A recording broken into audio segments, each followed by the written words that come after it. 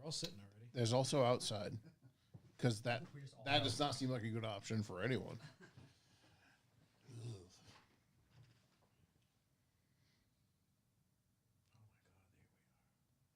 We're there. As soon as we start, he's going to remove that, and we're going to be the whole screen. You're going to see the whole you. All of you. All of you on display. Yeah. I have nothing left to give. I've given it all.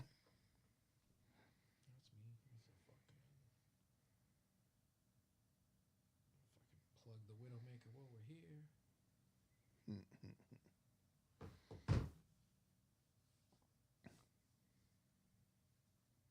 So my haters know where to find me.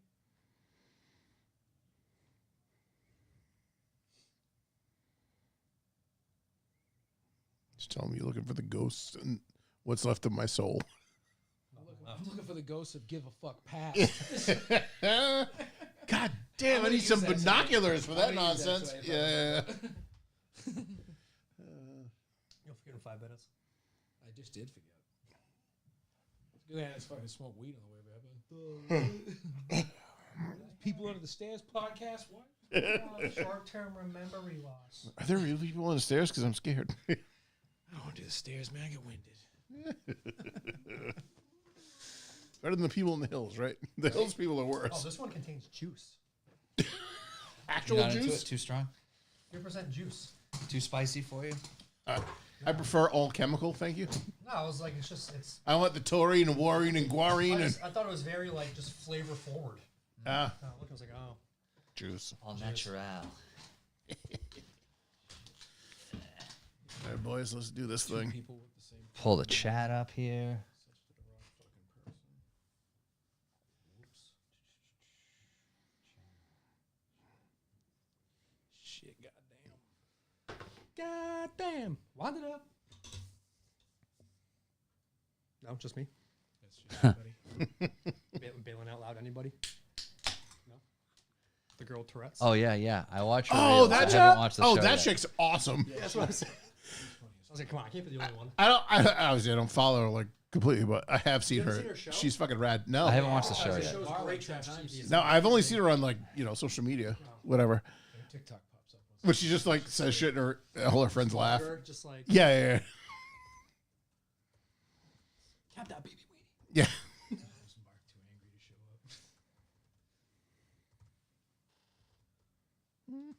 up? Kyle, what's up, motherfucker? What's up, Kyle? What's up, baby boy? Hello, everyone in the chat. Rick V-Dub, Already Paul, there. Kyle Taunted 13. Everybody's in the chat. It's a great time. And we are on time. I said we're going to be on at 7, and we were live at 7, even though we haven't officially Even though started. we yet. started We were yet. live at 7. Do you have to be again? You just peed. Where are you going? I have to do Mark's All right, that's true. No one ever taught me that job, so I can't do it. Wait, so I'm just Mark tonight? Yeah. So I just hate everything. You just have to be Just have to angry hate all everything. the time for no reason. No, fuck that, dude. Like, You know what? Sunshine sucks. Yes. Sorry, Mark, if you're listening. I know you had a rough day. Sorry, Mark. Love you, buddy. Love you. He's not listening. No, he's not. You guys He will. ready to jam He'll out? listen next week. Let's do it. I better see him in a live chat at some point.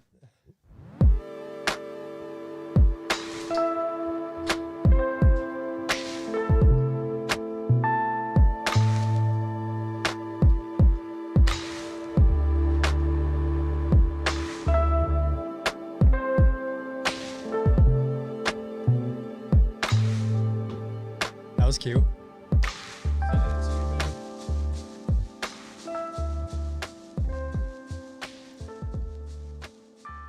Hello, I'm John Stairs. You're listening to Topics Under the Stairs. As always, I'm joined by Ryan and Austin. Hello there. Hey, No, You're supposed to say what's happening. I think. what's happening? Yeah. tonight, Mark was unable to join us. He had an eventful afternoon that I'm sure he will discuss with us all next He week. was on his way, and I cannot wait to hear the recap next week. Yeah, he is. You think he was mad before? He is going to be More mad now. Oh, He's going to be so mad when he comes Boiling. back here. Yeah. So I'll let him fill you in on what happened. Before we get jamming, this episode is brought to you by Revival Motoring and the Revival Motoring Network.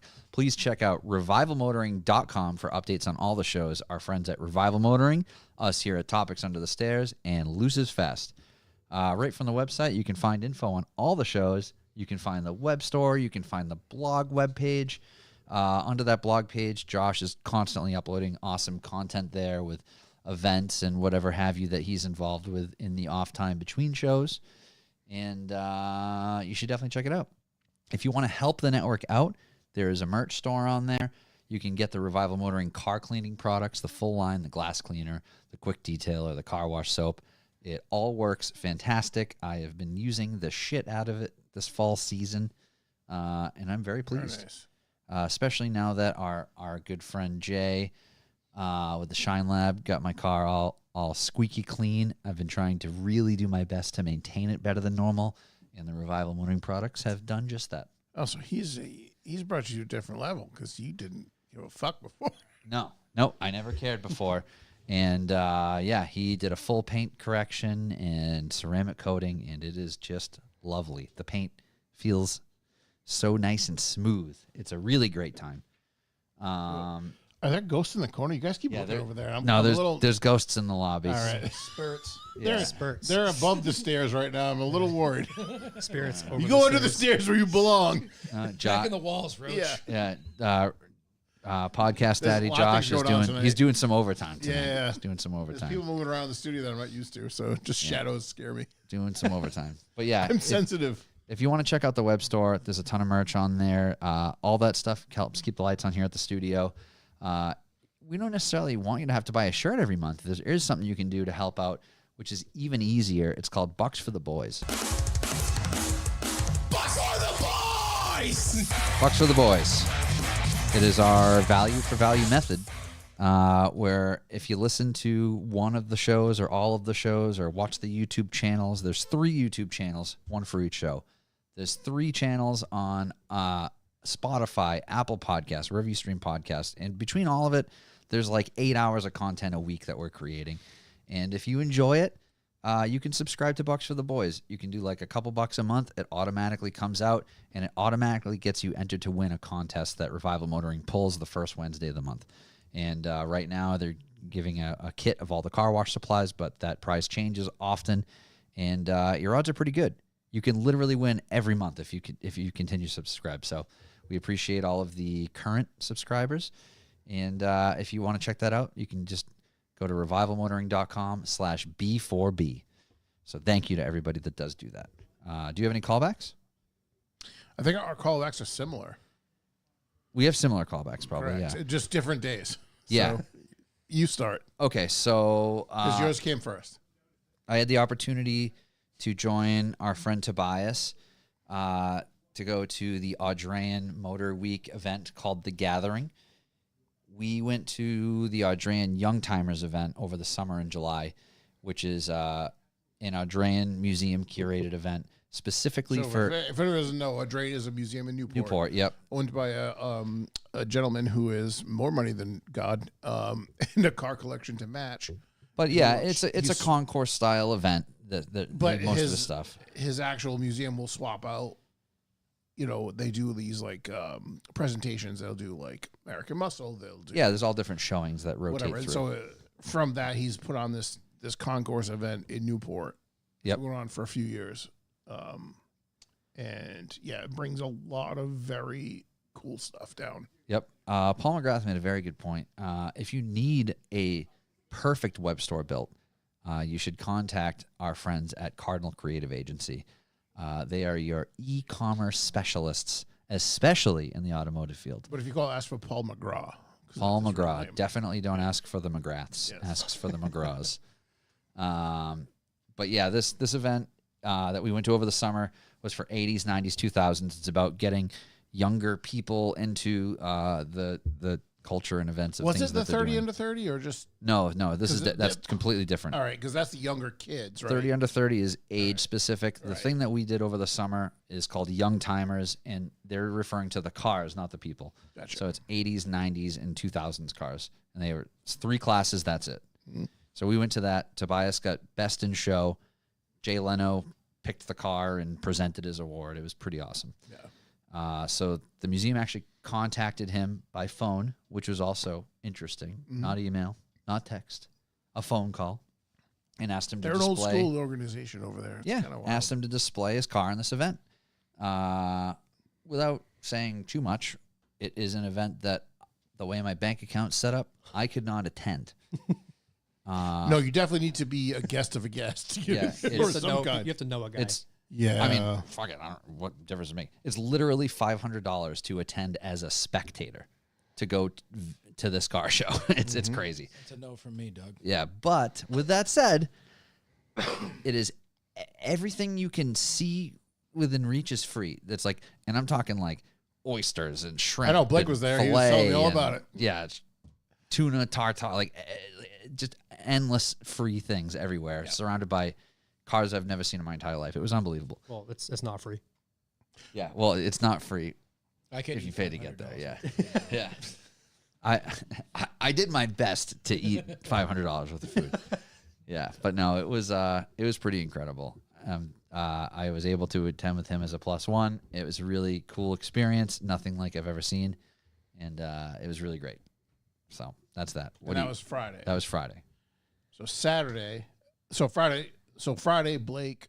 My Blake brother, ended up in there too. He did, but he had gone down just to work from the corner on Bellevue. Yeah, Ben Peterson got him in. Yeah.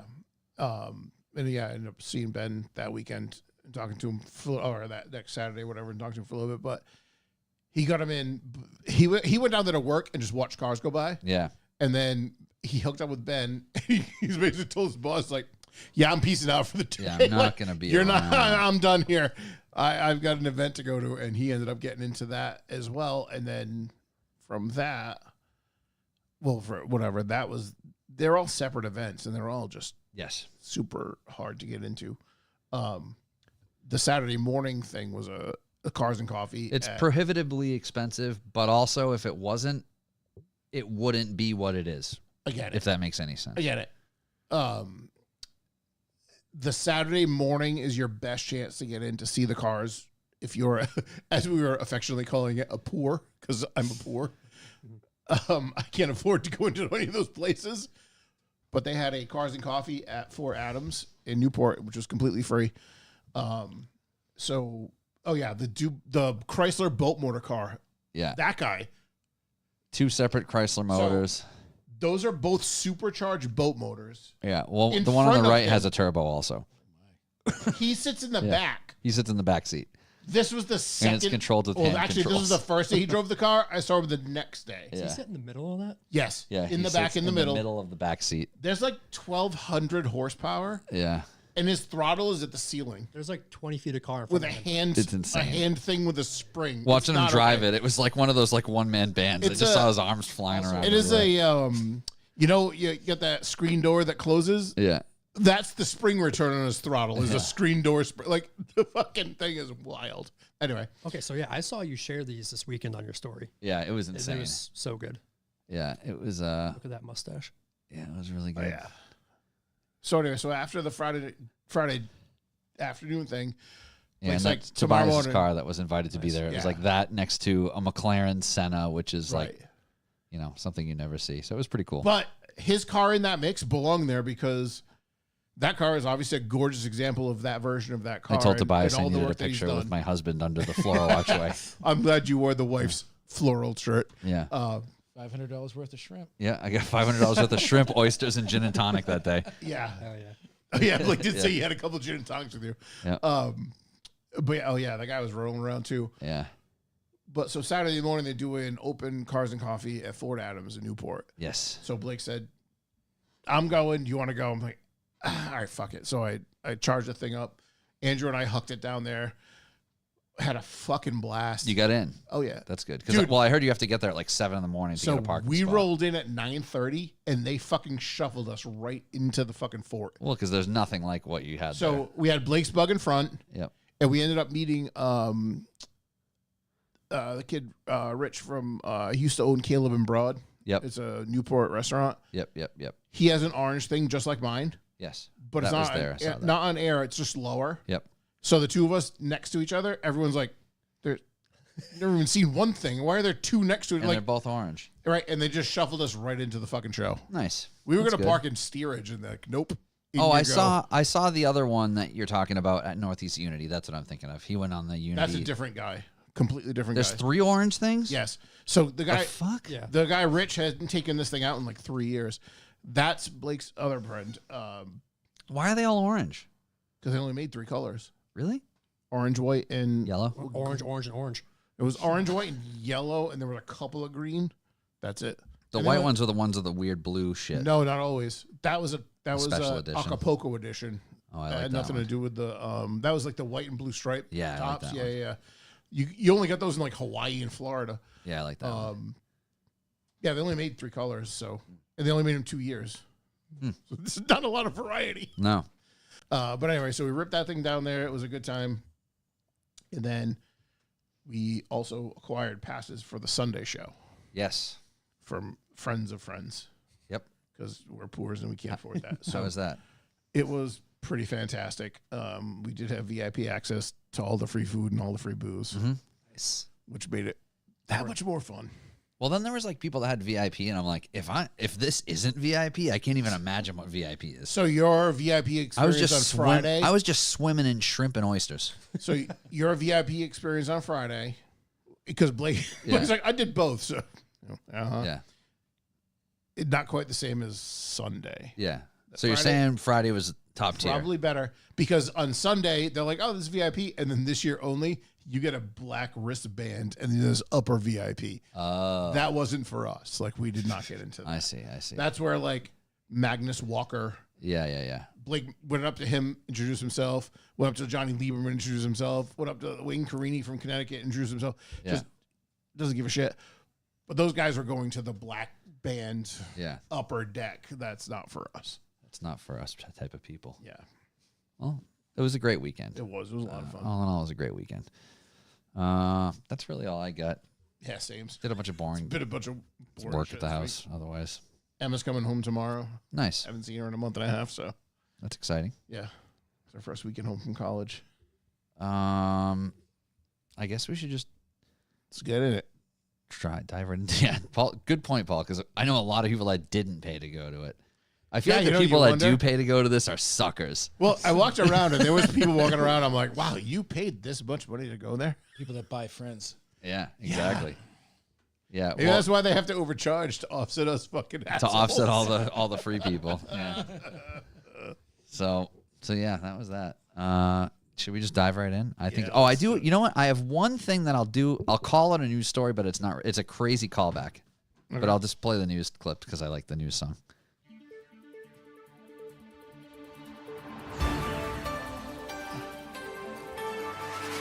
Breaking news. So in '97, on New Year's Eve In 1997. in 1997, On New Year's Eve, I was.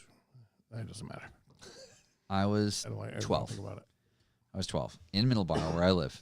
A 20-year-old girl was brutally murdered.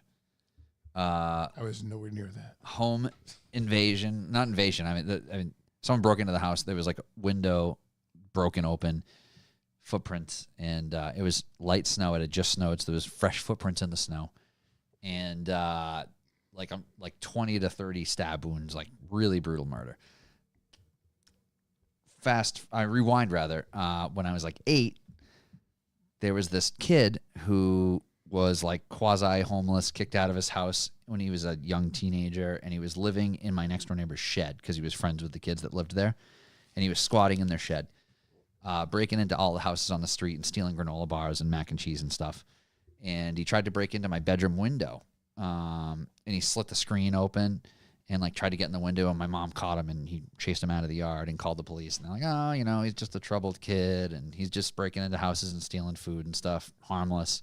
Well, 4 years later, Until you get shot. yeah, exactly. Well, 4 years later, he stabbed the fuck out of this girl, and yeah, he ended up dying in prison and stuff like 10 years ago. But the point of the story is, I hadn't really thought much about this in a long time. Like after the murder happened, like obviously it was like, oh my God, that's the guy that tried to break into our house. That's crazy. Good thing the window was locked. But Discovery Channel is coming out with an episode about the case. Oh shit! Yeah. Cassie just sent it to me this morning, and it's like Old Center Street, Middleborough, Massachusetts, blah, blah, blah, blah, blah. And it's like, oh man, there's a new Discovery Channel show, and it's like one of those ones where the format is every episode is a different case, and they're doing an episode on this dude, on this murder case, and I'm like, what the fuck? That's pretty wild. I'm like, what are the chances? So I'm excited to see how that is. Well, it'll be interesting to see. Podcast Daddy's in the house. This is a special treat for you guys. Hey, what's up, man? Behind the scenes. Dipping a toe. Yeah, grab that mic. Pleasure. Yeah. Yeah, Matt, Austin, yeah. Oh, thank you. Yeah, he's been watching. Yep. Fuck yeah. Everything goes smoothly? Excellent. Good to go. Oh, space. A lot of room for activities. Wheeling and dealing. Josh's R32 warehouse is open late over here. We accommodate the folks. Yeah. Yeah, you want to buy an R32? Josh will show up here at 2 in the morning. He doesn't give a shit. Yeah, have a good night, man. See ya. Bye, Josh. See ya. Yeah, please. So yeah, it's pretty interesting that they're doing an episode on it. I'm excited to see it. I don't know, it'll be weird, but yeah. So that's some interesting news, I guess I'll call it. Do you want to do it this week in history? Do you have one? I do. If you want to hit the button. Goddamn right I do. I only did this because you want to hear the song. Today in history. Today in history. This is so stupid. My Google Photos told me this day in history 7 years ago I was in Portugal. Oh, really? Yeah. Oh, wow, that's I was having a exciting. grand old time. It was a fucking hell of a trip. Yo, that Harm's Way hoodie But that's does it. That bang. was it. It was just this day in this week in history. We were in Portugal. It's just show me all the fun I'm not having right now. I thought we were going to block Alan. I blocked his personal page. He's commenting from Soulseekers. Coming in from different I directions. still love you, Alan. Don't steal my hoodie. That's all. That was just the stupid shit. I just knew you wanted to hear the song. I did want to hear it. All right. I guess we should just Let's get dive into right it, in boys. because we're going to Let's do have it. a lot to talk Yeah, about. man. So, Deep dive. how long has it been, Matt, since you've been on the show? I think it's been a couple of years. Yeah, probably 2 years now. I'd say roughly 2 years, yeah. So, Way too long. oddly enough, completely separate of each other, we knew Austin and Alan, and we knew Matt separately from different episodes of the show, and they crossed paths on their own with no intervention from us, and it's been a beautiful, beautiful relationship. Although Matt is not part of Soulseekers. Just to throw that in there. Yeah. That's Take note. No. Matt has joined up with the boys from Soulseekers, and they've been doing a ton of collaboration lately in way of episodes and events and investigations. And I'm excited to hear about it because this is all new developments since maybe when you came on, you you weren't guys here had that just long ago. started working on stuff Was with it Matt. March or was it was- October? yeah, it was- It was like March, right? You guys were talking about it, and then you guys went and did some stuff. Yeah, we'll get into that. Yeah. But yeah, Yeah, point, it was not that long Probably, ago. yeah, it wasn't. It was this point year. is we've Yeah. talked to Matt separately and Soulseekers separately, and you guys are doing things together now. It's very exciting. Yeah, man. It's I like it. the partnership is great. Yeah. Yeah, for sure. So I feel disrespected all the time, but yeah, Pull that Still mic here. closer to you, buddy. yeah. Stay right up on there. There you go. I have a booming voice. We need to make sure everybody Destroy everyone's hears how bad Alan has hurt your You feelings. have that bass-driven, sexy voice. You get in there, son. I do. I don't want to get the women too warm up tonight. Kristen's watching. You're only helping. Yeah. Oh, saying. Paul McGraw. That's a good point. This week in history, I was getting You married. was getting 2 wiped years up. Yeah, ago. that's true. That's a couple years Yeah, ago. right around the time Yeah. Matt came on, I was probably Yeah. getting married. Yeah. But yeah, Matt had has an incredible relationship with a lot of really cool locations on the South Shore, and it worked out great for him to collaborate with our friends at Soulseekers to get some new locations to investigate, and it's been excellent. And I think, in my opinion, my favorite, obviously, your house is one crazy one. I love those episodes, but I really liked the Train Depot episode. Yeah, That's my favorite too. that was That- probably one of our favorites also. I think the Train Depot episode was like a real standout one. That's the one, like Josh had been like skimming through some episodes, but the Train Depot episode, like totally unprovoked from him knowing that we've talked to you guys. Josh came into work one day and he was like, dude, that fucking Abington Train Depot episode was crazy. no and I'm joke. like, yeah, oh yeah.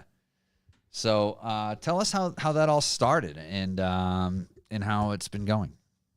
With the partnership? Yeah. Like, how did you guys even meet? Okay. How did we meet, Matt? Well, I was talking to Kyle for a while. Who's Alan part of reached your out group. to me direct. Okay. I have this weird memory that I think I made up of seeing you guys at an event, and I think I made that up. I think so. That happens. I haven't seen you before, so. What do they call that? There's like that recall thing where you think you Like the remember Mandela something. effect? Mandela effect. Yeah. That's Yeah. the one I'm thinking Drugs. of. Yeah. Drug. I mean, I was I trying was, on to be nice. I was on peyote, and I saw them in the desert, and I said, "Hey guys, Yeah. come on through." Getting too many bonks on the head. Me, No, the Indian, and the guy from Red Hot Chili Peppers. Yeah. Fucking, Alan had reached out to me via socials because he knew I had the house at this point, knew about the hall, and we had talked back and forth, and I didn't know him from a hole in the wall. I was like, oh, it's another person wanting to come here. And Some that's other cool. fucking paranormal investigating nerd. In the paranormal, and I think in a lot of instances, car world, everything, like people talk a big game until it's time to put the dollar down. Yeah. Well, and I I'm think definitely coming. I'm going to do this. And I was like, all right, you guys, let me know when you want. And then Yeah. we went back and forth a few times. And then he finally wanted to book something. I was like, all right, like, yeah. let's do it. You know, you guys want to come to the house. And that was the first time I met them in person. When people come to my house, I generally don't stay because I don't really want to be there. I'll go Yeah. do something else, let you have the place to yourself.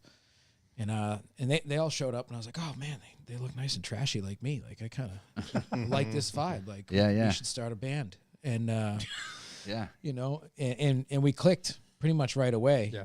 And I went out.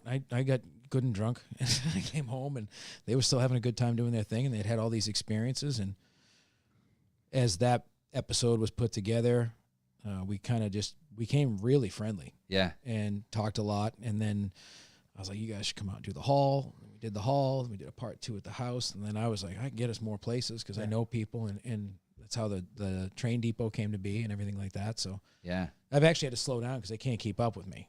I mean, the old man's running circles around it, but I also don't Yeah. have to do anything. I just show up and look good on Yeah. camera and go home. So poor Alan does all that editing, and that's all right. Yeah, man. No, it's been great. Like to find people with a like mindset like yours and that they're actually in it for the right reason, Yeah. you know, and like, Well, that's just it. Like, you have to protect it because, you don't want to be like gatekeepy, but at the same time, it's like you have to protect it from people that don't deserve to have the information that you have. well, yeah, not only that, but like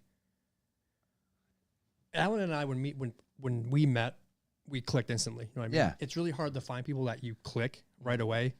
And when I met Matt, that's how it was too. It's like, it was just instantly like, Yep. we're Yeah, like, this dude gets it. we're the same person. We all make up one brain cell. Yep. You know what I mean? And, you know, we started off with the house and then the hall blew up, Yeah. you know, and if it really wasn't for Matt, like, I don't think Soulseekers would be where we are right now. That's kind of like a very like niche cliche thing to say, Yet I'm not a group member, But- that's cool. but- Make it make sense. I mean, somebody Dude, can just get a patch or something. He but seems a little honestly, out. Fucking pat on the right back, now. something. Yeah. Jesus Christ. but what he brings forth to the table, Someday when Alan lets Matt be in Soul Seekers, there better be like a knighting ceremony. I'm gonna say no on principle. what Matt brings to the table is like, he has his own gig, you know, Yeah. and like he has his own connections and stuff like that. So he can take those opportunities. Like, oh man, I've got a talk show, or I've got, you know, like a TV thing going on, or radio, like whatever it may be. And the first thing that Matt does is he'll message us. Yep. Like, hey guys, I have this going on. What time, what date works for you? Yeah. Yeah, and then the first thing You Alan know- does is point out that Matt's not part of know, Soul Seekers. Right. But every social media, You know- by the way. But just to find somebody like that, you know, very just like respectful and just like super welcoming. Yeah. Like, hey man, we want you part of this. It's really cool, That is awesome. you know. Because like we have enough going on as it is, you know, outside life, like work, other priorities, and like Matt's been around it for a while. Yep. You know, so anything that we can do to get our foot in the door, to expand, meet new people, you know, Yeah. that's everything to us. So we Yeah. greatly appreciate you. Shows. I do. You know what I mean? I know you guys do. Now, to be fair, I do I have a hat for you at home, which I forgot to grab, but I do have something for you. have something for you too, but we can't do it on camera. That's fine. That's for the OnlyFans. Says who? Yeah, that's the after hours This show. show has a second part. That's for the Did nobody OF tell you spicy this? content. That's for the under the How do you think stairs we after pay for this dark. fucking studio? Yeah. That's I the take my shoes off that's the again. behind the dumpster podcast. Yep. But yeah, so like that's kind of like where, it kind of stemmed from there, and like we just kind of, we talk daily and talk about upcoming events, which we'll get into soon. Hell yeah. But yeah, it's been really, really good. So, I guess for our listeners that have not watched the episodes yet, we could do like a small trailer, I guess I'll call it, for the collaborative episodes you've done. So you've done 2 episodes at the house that Matt actually lives at. Yep. So it was Hurt and Pain Part 1 and Part 2. Yeah, Hurt and Pain Part 1 and Part 2. You can find that on the Soulseekers YouTube channel. And the house has a lot of history. And after the first episode, there was like a lot of like cliffhangers, and it seems like the second episode really and pulled more out of and it. that's the thing too, is we've never done a return trip like that for a Part 2. Yeah. So it was new for us too. Like, how do we go about a Part 2? Oh, so the part 2 wasn't just an extended version of 1. No, No, it we was a went second back. visit, okay. It was a totally different night.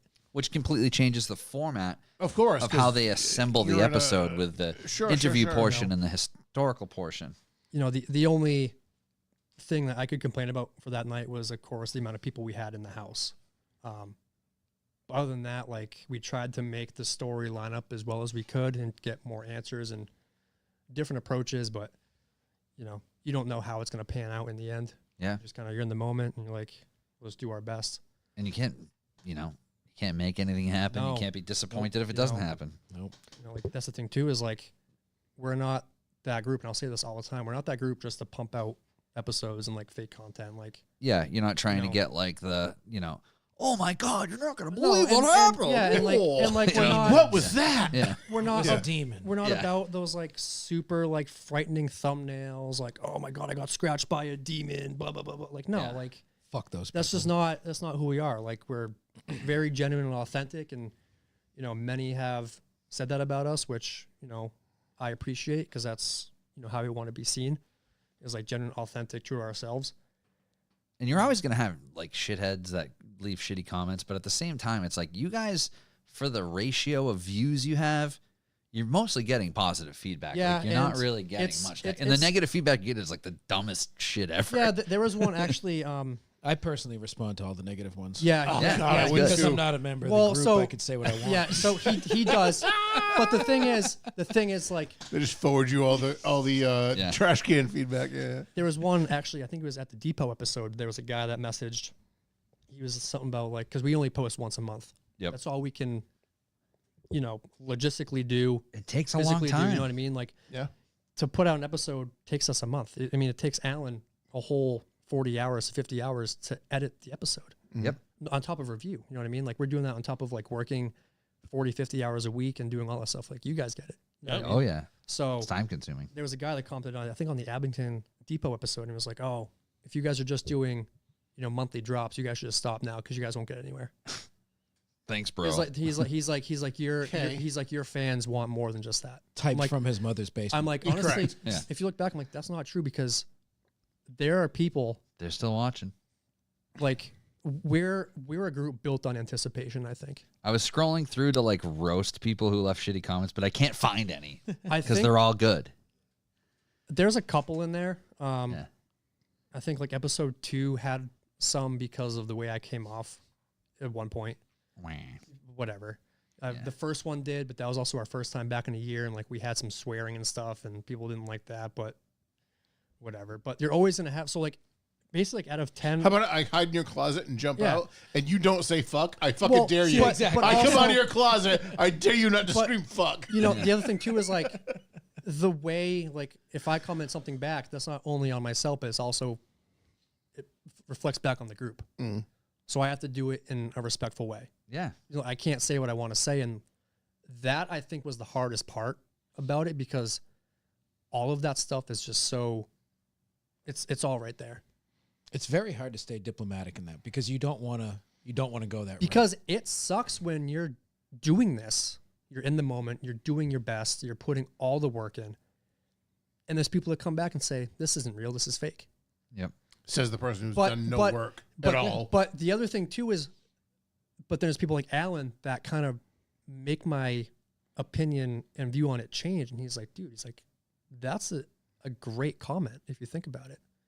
Because it's so real and so true, it's hard to believe that they think it's fake. Mm-hmm. And I'm like, I haven't really thought about it that way. You know, but then they have also some dipshits that just comment like just dumb things to make them feel better about themselves, and they come around like, oh, you know, sorry. You didn't like, do one Estes session. you know, oh, you didn't do an Estes method. It's like, dude, watch the other 11 episodes. Yeah. We do it plenty of times. Sure, they love it when I use the dowsing rods. Yeah, and we'll get into what Alan said after about the feature, but yeah, you're always gonna have, if you don't have haters, you haven't really made it. Yep. And we were actually just talking about that at dinner a little while Did ago. you drop your fucking address? My wisdoms yet? Oh no, You know, no, the address is not online. but you know, I live at motherfucking 123 ABC Street. Come find me. Thankfully, who we have as fans, they are just so, they love us for who we are and what we do. Yeah. And like, dude, like Clearly the love is there, right? So Yeah, you and- guys get that. Everyone. it makes us feel good. So like, if you get one shitty comment, if you don't like get whatever, a shitty comment, you haven't know, made it but yet, also really? that's Like, gonna really? that's also gonna grow when your brand, your business, your Sure. page grows. Like the ratio is gonna change. Yep. Absolutely. You know what I mean? You might get 40 shitty And- comments, and of course, but if like- you have a 20,000 Right. happy fan base, 40 people, like the percentage And is ultimately, nil. like we don't really care what they think, respectfully, because we're doing it for us. We'll cut that in post. You know, No, we won't. We're gonna leave that shit in. we're very glad and humbled that people love us for who we are and what we do. Sure. However, we don't do things for, like, I guess, their pleasure. You do it for yourselves. We do it for ourselves, and people just love us for how we go about it. Yep. I'm not going out of my way to be like, all right, well, this person thinks we should do this way, so let's please this person. You know what I mean? No one ever made it pleasing somebody. Exactly. Right. So like, you're gonna do your thing. People who are out there doing their own other things in any direction you want to go, you can't worry about And that. for Like, reference, when we're talking there's about always gonna be the somebody amount who of doesn't people like it. that are watching these things, like the Hard Stuff Hall episode had 24,000 views. So it's like 24,000 people watched this thing. Which and was it's our first one with you. We aired. Yeah. And that's when the page really got recognized for whatever reason. YouTube's a weird thing because our first one got 16,000. And again, we're not one for numbers. We're very thankful for where we are and what we've accomplished in the short amount of time we have. You know, but 25,000 It's crazy. in like a month. Yeah. I was That like, was fast. it was overnight. Like it was 5,000 overnight. Usually we get 1,000 overnight.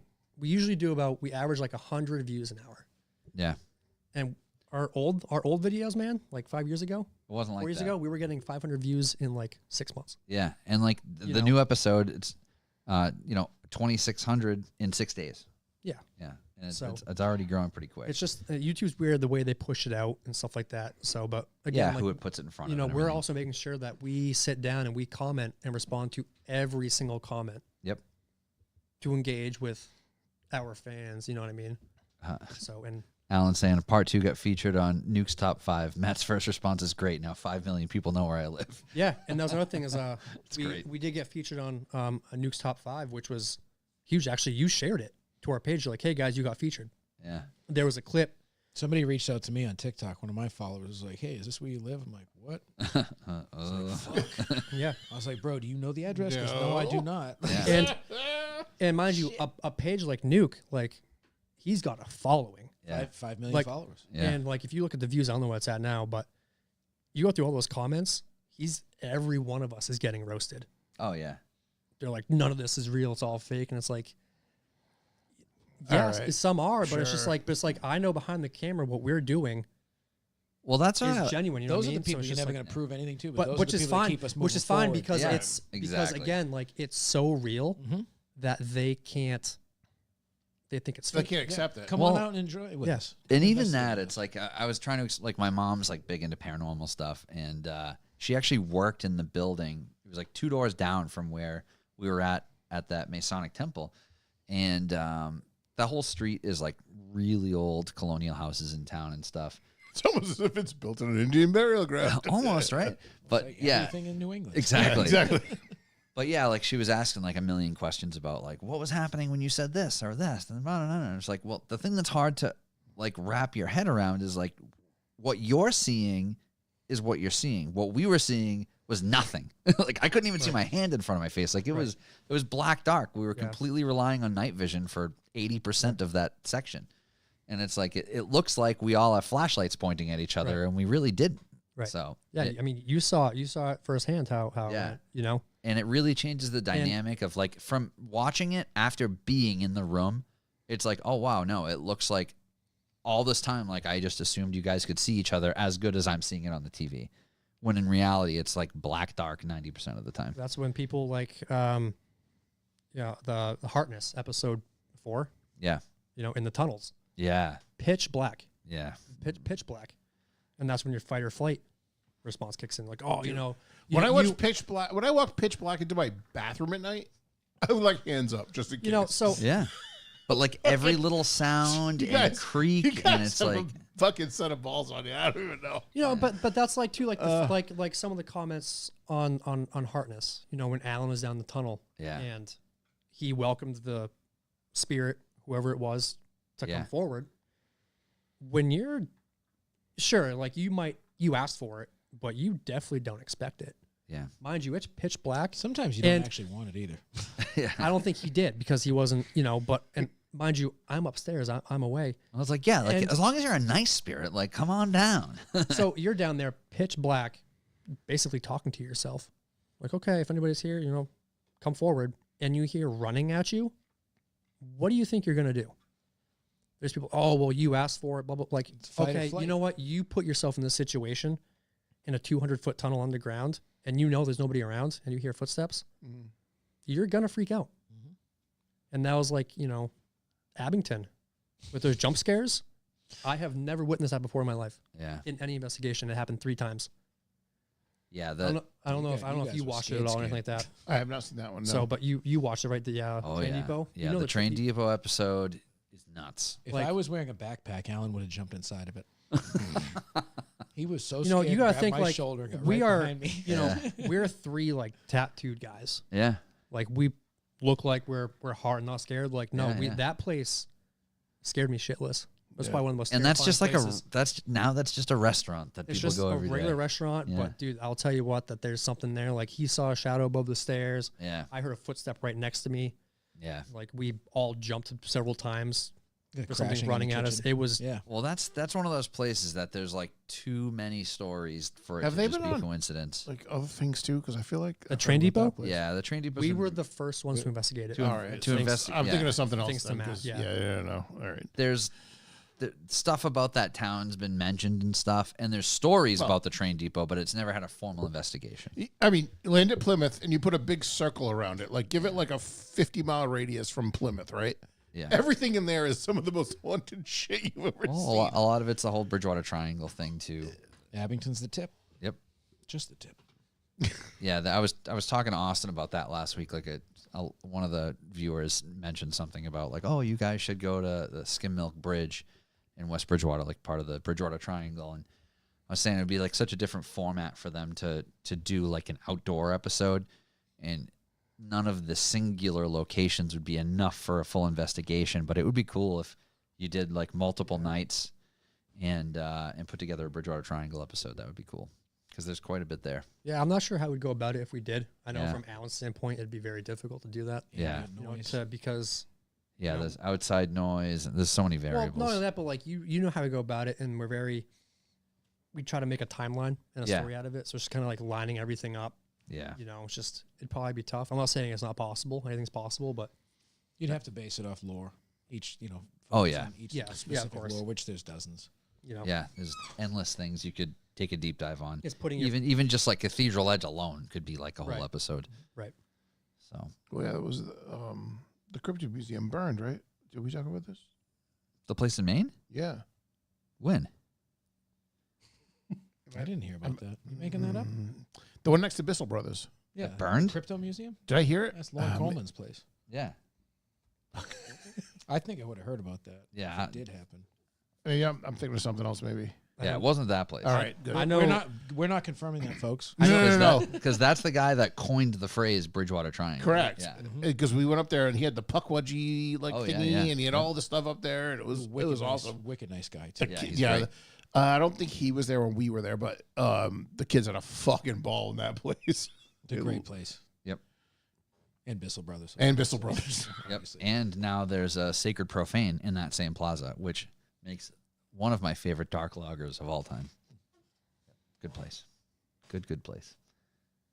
So I don't I don't know what did I hear burned down. I feel like one of the museums had an issue recently. I mean, I know Norwich just caught on fire again.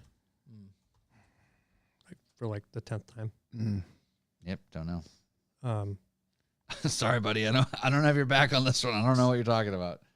I'm trying to find it. I can't. No, it's find fine. it. I just maybe it's that Mandela effect. He's just, Yeah, exactly. It's just foreshadowing. Like, it's gonna be something else. I don't know. Do you want I don't want to foreshadow anything. I don't want Yeah. I don't want that place to burn to the ground. I think it's fucking rad. I don't want anybody to to have catch it on any- fire? You did it. Yeah. Damn it. Yeah. But Big life's work is to put fires out. So yeah, the Abington Train Depot one though, would you say that's like your most, I'll say, active episode? Did you have the most experiences in that location? I don't know if most active is the correct term to go about it. Yeah. Because activity happens in a lot of ways. Yeah. But yes, I do believe from like a Footage standpoint, maybe. a scare standpoint, Yeah. I think that was probably the most active place we've done Yeah. for sure. Yeah. Yeah. And now, I guess where I have an inside perspective on it, Mayflower Lodge episode. Yeah. Do you want to talk about your experience and Yeah. all that So I know we talked about it when you got back because Austin, full disclosure, Austin and I had a sleepover that evening because I live in the town where that was. So I was like, hey, man, crash here instead of You were driving back to scared. New You Hampshire. just sleep with somebody. Oh, Yeah, it was, exactly. It was so good. I had to drive 2 hours home, just 5 minutes on the street, and crashed. It was great. Yeah, it was literally Appreciate 5 that. minutes Yeah, from it was, our it house. was So, awesome. but yeah, when you came home, it was like, some more stuff happened, not like a ton, but then, so I guess what I'm asking is when you're at a location, you guys have, 6+ cameras set up between body cams, cameras you're holding, cameras on tripods throughout the house or whatever. Yep. And then you do the episode and then at the end of the night you come home and then you watch all the footage afterwards. How much stuff do you get after you go back and watch all the other things that you didn't even realize So happened? it's crazy bringing that up because like when we do our little like disclosures at the end, our little recap, Yeah. I'm always like, there wasn't much Yeah. every time.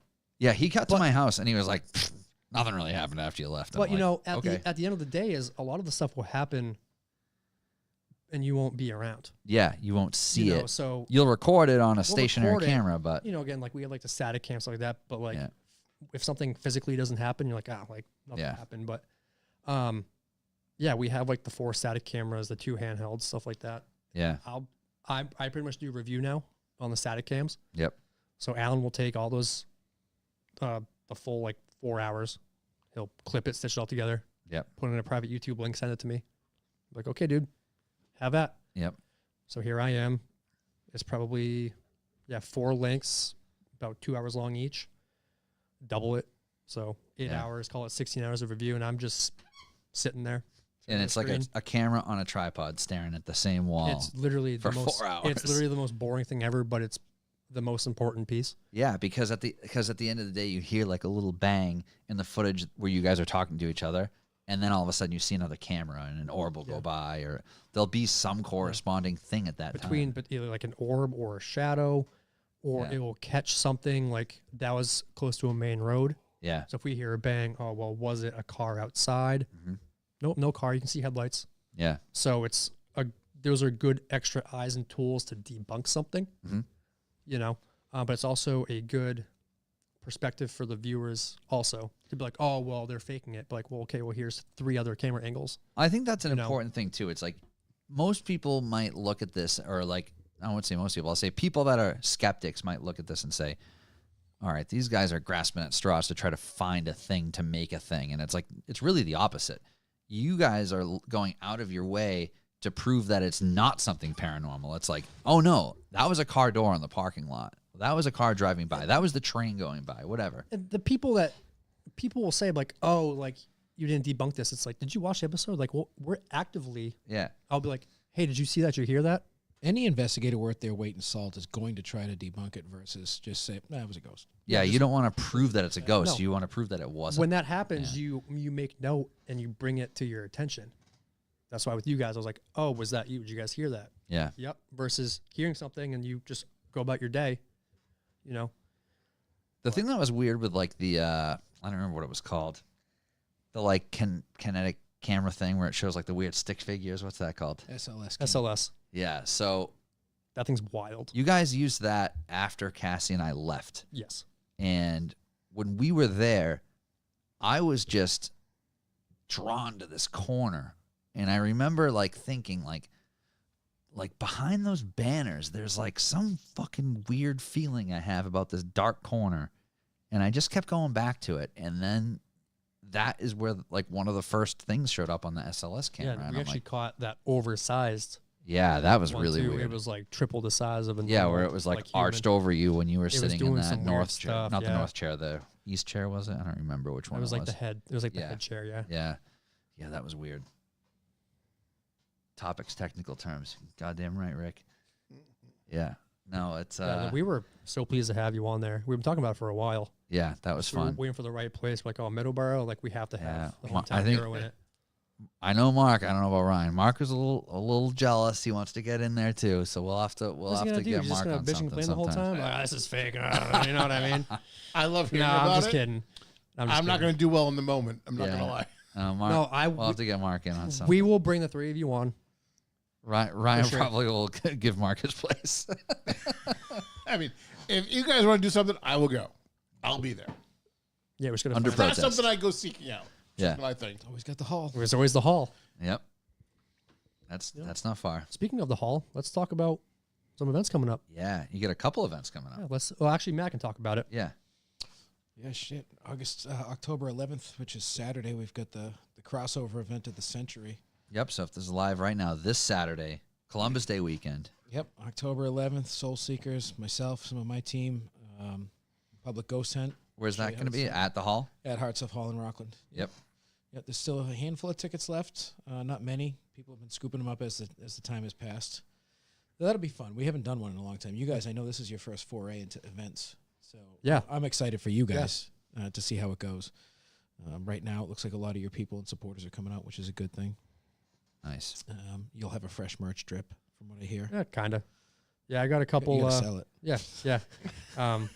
We will have. We'll do you a favor if you guys do show up. We don't have merch, but we'll give you guys a discount if you show up in the merch store.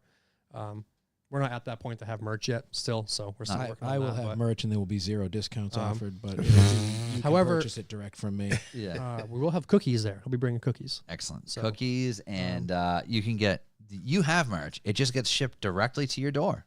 You just got to order it. Yeah, I ordered some hats for myself, but I don't want them, so I'm bringing 4 hats to sell down there. Nice. I'm like, I have enough hats, so.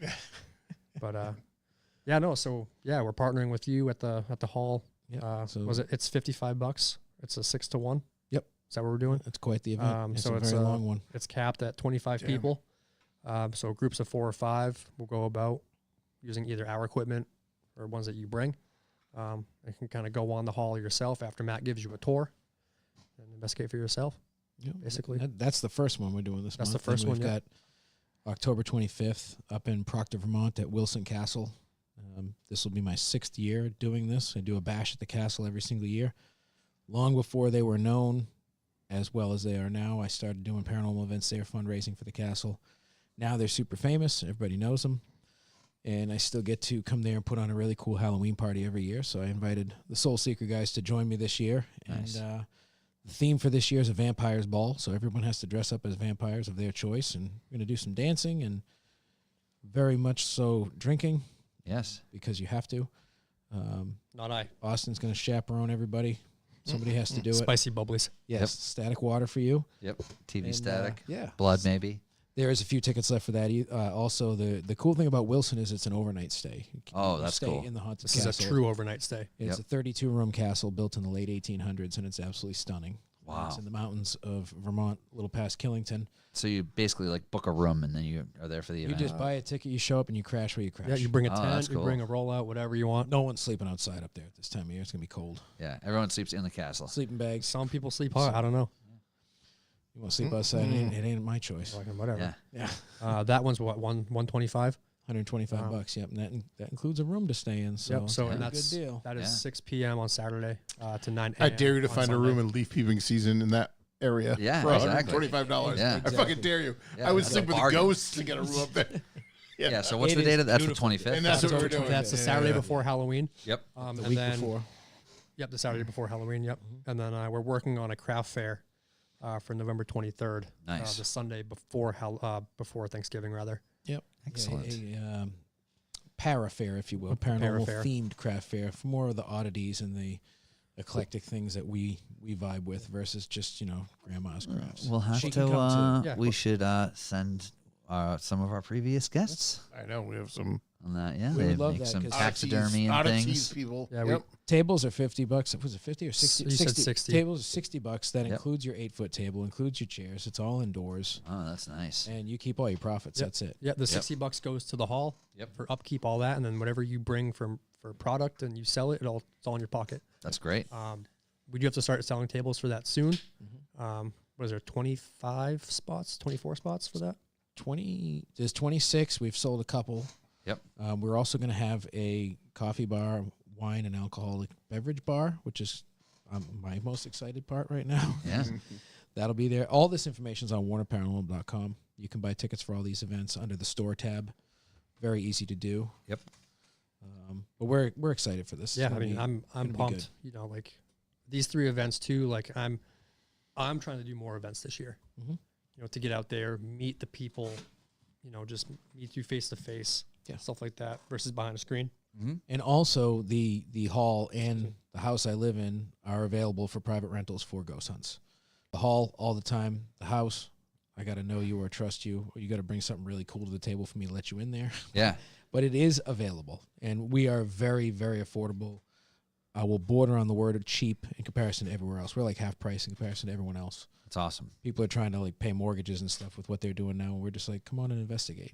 Do some research. Yeah, if you want to find something here, come on down. Very cool. Yeah. So that's this year. Yeah, that's exciting stuff. So far, I mean, it's Yeah. only October, November. We still got Yeah. time. Yeah, Okay. you have new episodes in the works. You're gonna do some collabos with. So we did take the past couple months off, but we do. You got a lot of stuff in the can though. No, we're working fresh. Well, not now. You do. You did have a lot of stuff in the can. For Yeah. the summer. So which was nice. But we're actually filming with one of Matt's partners, Kyle. Oh, cool. This upcoming Monday. Nice. In my hometown.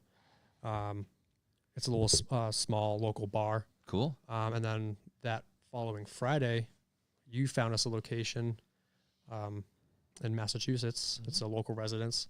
Sweet. We'll be doing that. And then I got Soulseekers 2 more spots in November for a restaurant Cool. and the owner's house, actually. I have another one I want to talk to you about offline as well. Offline? Well, we could talk about it here or offline. What is Doesn't it? matter. What is it? It's been a lot of things over the years. It was a bowling alley at one point. It was a theater place at one point. It still is a performing arts place that has a 100-seat theater Okay. in Middleborough. Okay. Very old building, and there's definitely been activity there. Okay. So should be cool. Leave it at that. Yeah. Okay. Yep. Not far from where you've investigated before. Well, I have a place to stay, so that's perfect. Yep. Yep. You have Um, the Stairs Bed and Breakfast right in town. Yeah, there's a couple more that we could do, but again, this stuff costs money. So Yeah. as of right now, we're doing a couple local free spots, and then the events to get our name out there. And This one will be very affordable. perfect. Yeah. Love that. But yeah, other than that, that's pretty much this year That's exciting. so far. It could change tomorrow. Love to see it. Yeah, me too. and Oh, it'll change. it's always changing. Always I changing. got plenty of things to work on. Yeah. Yeah. What's I don't stop. yeah? What's on your docket, Matt? You got these events coming up. You have other side quest investigations besides these things going on, or I've been filming for about 2 months now for a local access TV show nice. for October. We've got 7 episodes that we've put together. We've got 1 left to film. Yep. The focus is on Abington, Rockland, and Whitman, Massachusetts. Okay. 1712, Abington was incorporated and originally included Rockland and Whitman as well. Yep. So the focus is going to be Old Abington. Okay. We've done 3 episodes on history and lore of the towns, Mhm. and then we've now filmed 3 episodes in each town, or 1 per town of a haunted location. Very cool. So we've got 1 left to do. Our coup de grace, so to speak, is going to be an investigation at the hall. We're inviting some bigwigs from the town to come out and do the investigation with us. Nice. Get that filmed, get that in the can, and that's going to be all the last week of October. It's going to be airing on local cable access, YouTube, and all that stuff. So that'll come out the end of the month this year. Yeah. Yep. Oh, yeah. Awesome. Yep. And the editor for that, I just found out recently.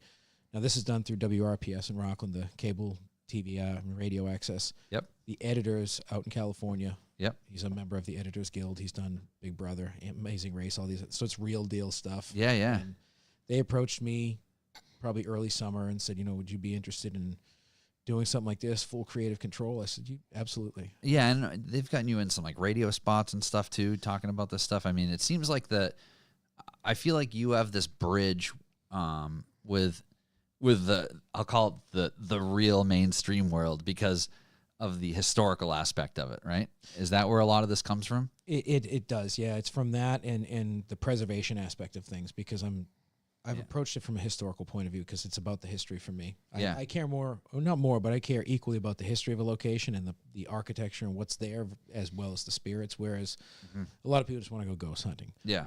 I want to make sure that whatever I'm doing has an actual impact versus impressing some kid on his phone. Yep. Whereas I can like these events that we're going to do at the hall, that's going to go towards keeping the hall's oil tank filled and the electricity on, and it keeps it available for people for generations to come and visit and investigate this building. Yep. So to have that purpose and to be able to act on that has been really good for me, because as Austin said earlier, we do this for ourselves, and when you do it for yourself, that's a good thing. Because if you're trying to impress people, you're going to burn out because you're not going to impress people. People are just inherently fucking assholes, plain and simple. Yep. When Short you have attention. that- You're not wrong. When you have that purpose, that's all outside noise. That's static. Yeah. That's just the white noise that you don't hear when you're investigating. That's just polar seltzer, baby. It's just you don't hear anything with that, and, Yep. and it's a good thing. And I just filmed last week with Kyle and Jacob Wyckoff, who's a meteorologist for Channel 4 News in Boston. Yep. We've got a 4-minute segment coming out with him, and right before Halloween as well. Sweet. We took him on a ghost hunt at the hall, and we went to the cemetery. That's awesome. So a lot of cool stuff coming. Yeah. A lot more in the works. But yeah, I'm always hustling behind the scenes. That's great. Lots and lots of things happening. Mm-hmm. So the best place to find your current projects is WarnerParanormalSociety.com.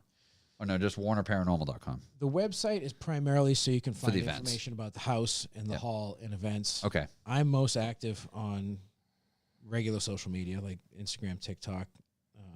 Yep. And we'll Facebook. put that in the show notes too when the it's episode Warner comes Paranormal out. Explorers, Warner Paranormal Preservation Society. You can look up my name. Yep. I'm on social media way too much. Yep. So you can find me one way or another. Yeah, we'll put all that in the show notes so you can find it. Yeah, that's exciting. I'm excited to get Mark in that hall. I want to see Mark get all pissed in that hall. We can make that happen, man. I Whenever just you hear, want. why won't you talk to me? Yeah. Yeah. Say something or go away. Yeah. But I can hear it. real quick before I forget, side note, Hurt and Pain Part 2 might be featured on something else. Really? Featured, but that's all I'm going to get into right now. Oh, that's exciting. So I can't get into any further. All right. That's exciting. When you know, you'll know. You'll know. Yeah, You'll we'll know. Yeah, you'll know. So part 2 specifically. Yes. Okay, There's cool. there's a bit. I don't know too much detail about it, Yeah. but it's in the works. There's a portion of Hurt and Pain Part 2 that's going to be featured Sick. in something. That's really cool. So You know what I meant to ask you about the Masonic Temple episode too? I know a few people reached out whose like family had Mason history and things. Did you like learn anything else specifically after the episode came out and you had already did it? Like, was it like, oh wow, maybe like things that maybe you heard or the spirit talker said So, that didn't click until afterwards? The full thing doesn't click with me until I see the episode, because like when you're in the moment, there's a lot of history that I won't remember Yeah. or retain. So like we know it as a Masonic temple, but before that, it was a residence. It was this. It was this. So sometimes you're just so focused on the current state of something, so that's what you base it off of. Yep. You know what I mean? But then you review, and then you put the storyline together, and then you put it out, and then you watch it as a whole. And the 5 or 6 hours that you're there is all compiled into 1 hour storyline. And you're like, wow, like, okay, like I missed this. Yeah. Like, or this makes sense. And then you have people, whether they're skeptics or believers, whatever, that watch it, and then they comment their theories on it. It's like, oh, okay, like that makes sense. Yeah. Like there was a portion of that, which I'm glad you brought this up, where I was like, something about knocking. Mm-hmm. We heard 4 knocks. Yep. We didn't hear that in person. Yeah. That did not happen in person. And for those that don't know how the Freemasons work, is they have their, what do you want to call it? Yeah. They basically have the temple room. The temple, thank you. They have the That's exactly temple what it is. room, and there's I can't remember the guy's name that stands at the door. There's basically a guard that stands at the door. Chaplain or something. Yeah, exactly, And exactly. And you have to do a series of knocks, and that tells the people in the room Yep. who you are, and if you know the secret what knock. level Mason you are. Right. Exactly. Well, 'Cause- they have a series of knocks that mean different things. Right. And there was a portion where we're in the temple, and I say, can you knock, or something like that, and it knocked 4 times, but none of us heard it Yeah, until we went back and reviewed. and I think all 4 of us were in the room at that Yeah, point. I but think, there was a right? point where we did hear some knocks and bangs. Yeah, There's portions where there was stuff that we didn't hear. but the cameras camera picked picked it up. You know, so I think that's pretty cool too. Yeah, You know, Yeah. So my grandfather was a Mason, and all his brothers were Masons. And when he passed away, there was a ton of Masonic stuff in the house. yeah, My father was a junior Mason when they were kids because he had to be. It's all part of the church and everything. And then he just never went anywhere with it. But I feel like there's a lot of things that I missed because he didn't get into that. Because, My grandfather's a Mason too. Never spoke a word. nope, never heard the There's some words. And secrets, I man. was young when he passed away. I was only 13 when he died. So like, I didn't catch any of that. I just knew from the history and the books and the things that we just kind of had lying around. yeah, and like that's like a thing too, is like going into a place like this with these secrets, Mm. and it's just like, you can't just really go online and look this stuff up and, find out what it means. Right, because they kind of went away before online You know what I became mean? a So thing. it's But they're how, there, but they didn't get Yeah. on the How online do you- presence, how do you continue to research and write the story? Mm-hmm. You know what I mean? Like, how do you go about that from a standpoint when you're dealing with something that may be there or may not be there? Right. So I sent Austin this. I had no idea that this had anything to do with the Freemasons. So this was in a box of stuff that I had from my grandparents after my grandfather passed away. And it's this thing with my grandmother's name, official receipt for dues, Order of the Eastern Star. That was the women's side. Yeah. Well, on the front of it, it has this like cool looking pentagram. So I had this I have my like cabinet of curiosities with all my dead animals and stuff in it. And my dad and stuff. Yeah. Yeah. Brad's all my dead hanging things. out on top of my pictures. Yeah. My dead things are all in the same cabinet. And like taxidermy ducks and weird shit. But yeah, this was in there. And when we were at the Freemasons place in Middleborough, the guy that was like giving us the whole like crash course on the whole deal was like, oh yeah, this is Order of the Eastern Star. Jamie? Blah, blah, blah. Yeah. What a guy. Yeah. Absolute character. Yeah. He's He's very enthusiastic. man, and that guy's definitely got loves what some he does. energy. It's next level. I wish I had that energy, man. Yeah. It was I don't know, wild. It was wild. Yeah. Yeah. He was a lot. But yeah, he was pumped, and he was so stoked to tell us all this stuff, and it was hard to keep up because he was just, and it was like all good information. It wasn't just nonsense. It was like It was hard to retain too. it was hard to retain I'm like, because it was a ton of my information. brain doesn't work like that. The whole story with like the attic he was telling us was just like nuts, and I was trying to keep up with him, but it was tough. I But think yeah, that's a place where I have to take like a part 2, I think, and going with a fresh mind and fresh mind, more time.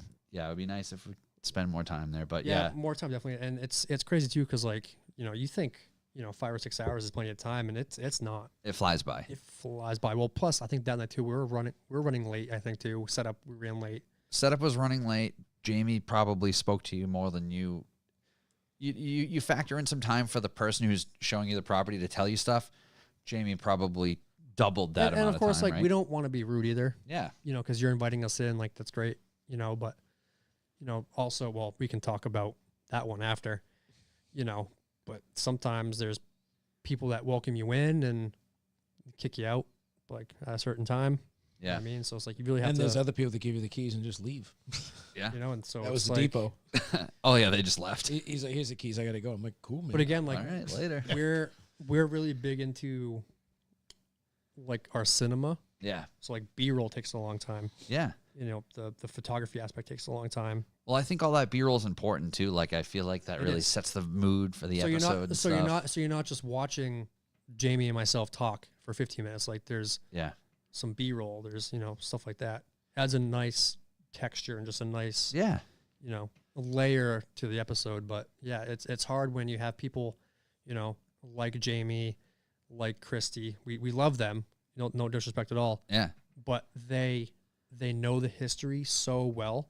And they're excited that you're excited about it. The thing is, we don't research before we go half the time. Yeah, We go in, we'll hear what you have to say, and then we'll go about it. which I think is So- better because if you know too much, you're almost looking for Well, something. And that's the thing too, Bias. is like I Yeah. think I wish sometimes some people would just kind of hold back just a smidge and let us fill in the blanks. Well, kind of like what you guys did with us. We walked in after you already had the history crash course, and you had Cassie sit in that north chair. Oh, I started right off with that. I was like, sit in that chair. Yeah, and you already knew the whole This would be story a about fantastic place for nobody you. sits in this chair. This chair is the dark side of masonry, and it's like we didn't know all that. But yeah, so after I got home, and I'm like, I gotta look at this thing, and I started like digging through all my shit, and I found this, and it's like my grandmother was a member of Order of the Eastern Star, and to my knowledge, I have never found a single thing that shows my grandfather being involved in the Freemasons whatsoever. He was in the Navy.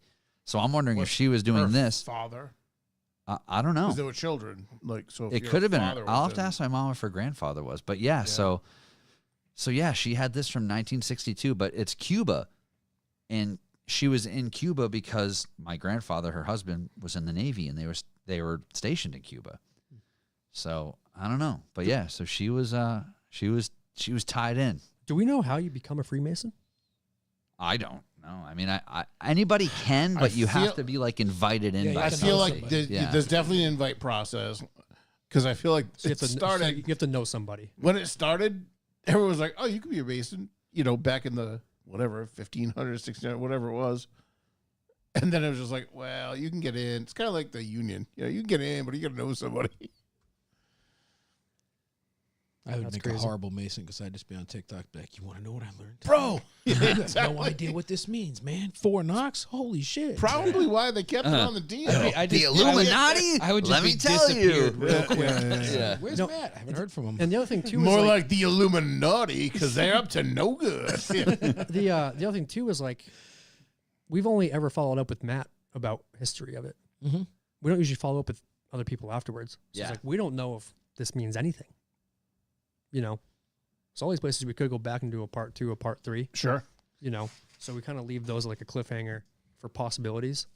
But with Matt, we knew we were going back, so it's just like, hey, like here's some history to continue writing the story. Yep. So, Yep. And sometimes you have relevant stuff, sometimes you don't. Crazy. I love it. It's great. So the best place you can find all of these things, the videos you can find at Soulseekers Paranormal NE on YouTube, WarnerParanormal.com, Warner Paranormal Preservation Society, Soulseekers Paranormal NE on all the socials. We'll put all of this in the show notes. There's going to be so many links in these show notes. We're gonna need to put a table of contents. You're gonna be busy. Yeah, you get a lot to look at. Just Google Matt Warner. You'll find good and bad. Just Google Matt Warner, and you still have time to join up with these events. If you're watching this on YouTube, Columbus Day weekend, you can still get in on the event on Saturday at Heart Stuff Hall. There's still tickets available. Watch the episode and then tell me you don't want to go and join us. Yep, there's the episode on the Soulseekers channel, and then you can hop in on that event. If you watch this a little afterwards, when this episode comes out on the streaming services, you can still get in on the castle event in Vermont on the 25th. What's the name of that castle again? Wilson Castle. Wilson Castle, October 25th. It is a sleepover event. It's going to be a party with dancing and vampire ball. And you're going to drink each other's blood. It's going to be crazy. It's basically Twilight in real life. Yeah. Yeah, I glitter and shine just like a vampire anyway, so it made sense. So that one's 6 p.m., 9 a.m., $125 a ticket. Yep. And then we have the Paracon Craft Fair type ordeal, November 23rd. When there's more info on that, we will definitely share it. Yep. And if you want to vent for that, please buy a table. Please do. Please buy a table, whether it's you do baked goods or home remedies or photography, art, anything, oddities, stuff like that. We want all of it. If you host a podcast, we would welcome you as well. Of course, yeah. Yeah, we got a handful of people that I think would be interested in that. Yeah.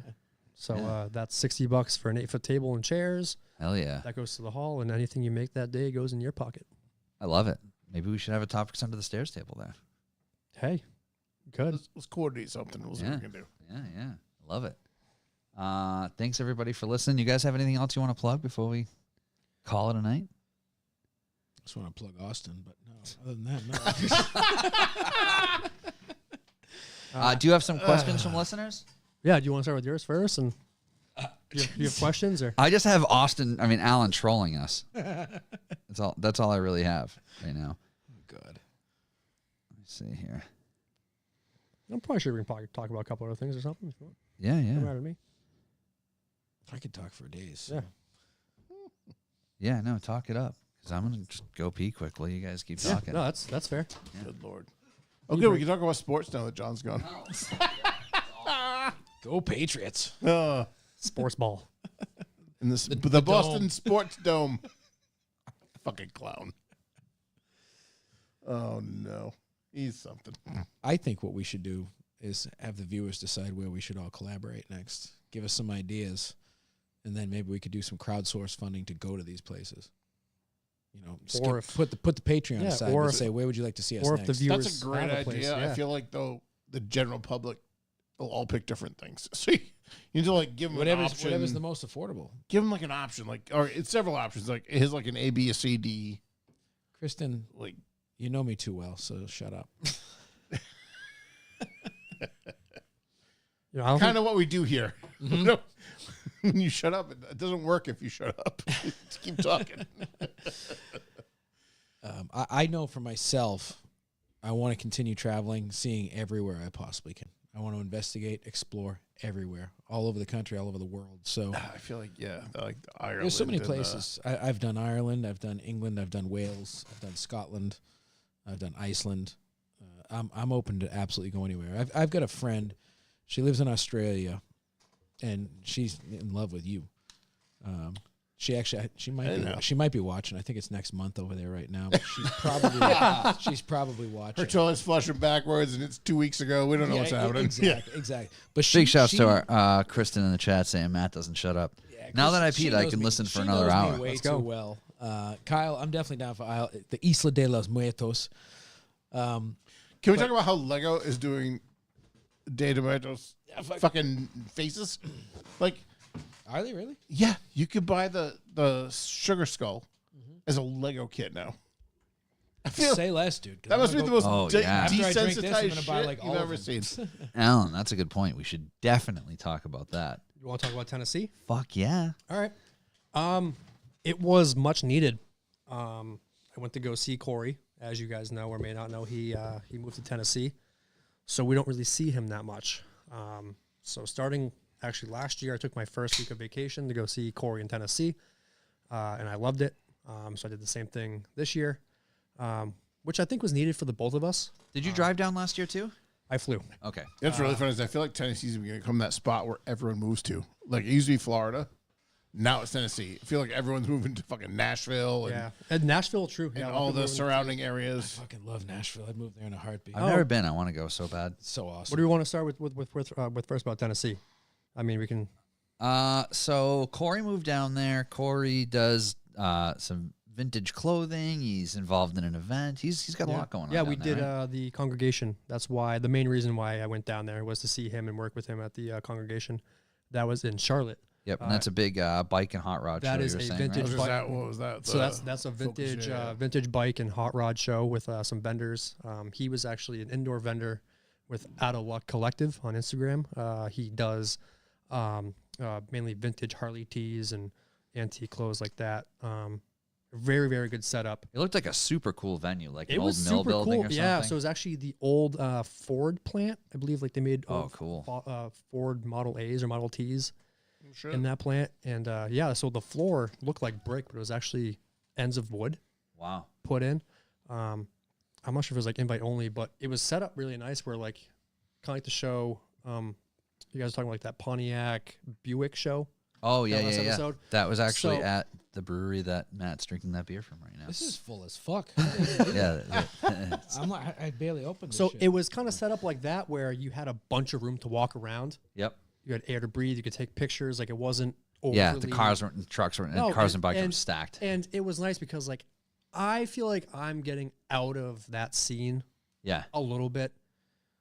You know, I've never really been like hard in the scene, but I feel like I'm just kind of going a different direction. Yeah. Yeah, you dipped your toe for a minute. And like that was really nice to see like quality cars. Mhm. I think I've just seen all the cars up here so many times. You know what I mean? And plus, you know, my car is actually almost done. So maybe that'll That's change exciting. that'll change my mind, but that's for a different Yeah. day. You gotta get down to Roots Classic. I know. Pre 2000s events. I know. Pre 2K is where it's Um, at. But yeah, so I saw some vintage bikes, which makes me want one. Yeah. You know, I like to look at them. I don't want to have they one. were great. So did that Saturday, but yeah, I drove down. I drove down from your place Friday night, 16 hours straight. Did a couple days in Chattanooga. Did some photography, which was actually real nice because I felt pretty stagnant lately Yeah. with photography.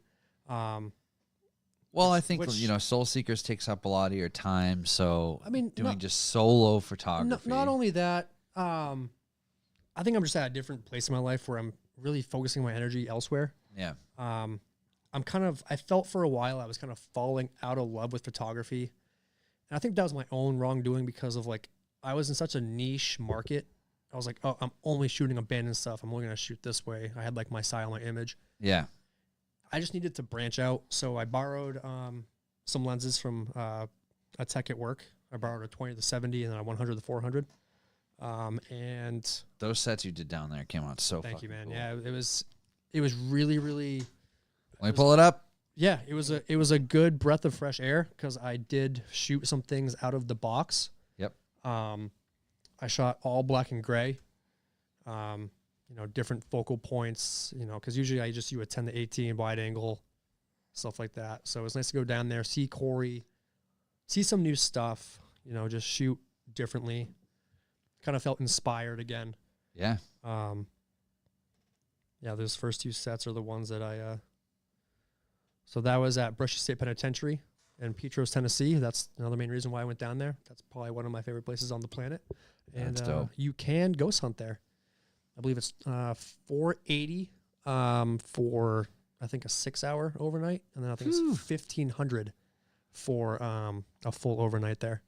Listen, I'll pay the $500 to eat the shrimp at the other thing. Ain't no shrimp there, babe. There's no shrimp here, right? Ain't no shrimp. I'm paying $1,500. I'm not even getting shrimp. Probably crawfish. Ghost No. shrimp. Yeah. But yeah, if we can get a group together, we'd love to go down and have Brushy State to ourselves. Yeah, that'd be sweet. But yeah, so I didn't even know my camera had a black and white setting. I love this picture Thank of this you. dog. His name is Bucket. He's actually up for adoption. I like Bucket. So he's a great dog. But it was a really good time to just kind of like shut my mind off and work on kind of just branch out and stuff like that. One of my dogs is from Tennessee. She's the best. Dogs from Tennessee are the best. I hope the next picture is that on fire. No It's way. not, no. I It's agree. a good spider. So that spider was a web between two cars. Gorgeously done. You need to go.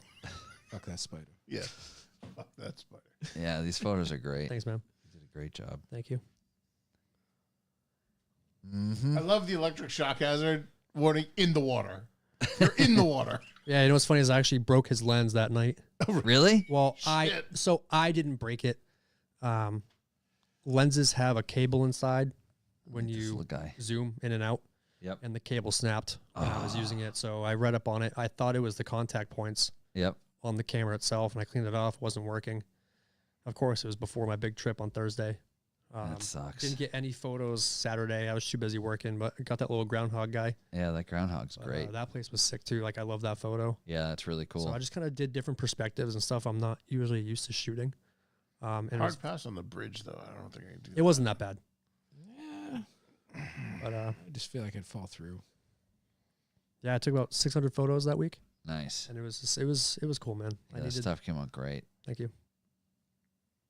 Real moody. I love this one too. Thanks. Yeah, Was that in the prison? that was in the prison. Yep, that was in Yeah. Brushy State. And if you guys haven't been, it's really It looks like a face, just with like an indifferent look, right? So like the eyes, the nose, the mouth. It's just like giving an indifferent look, Yeah.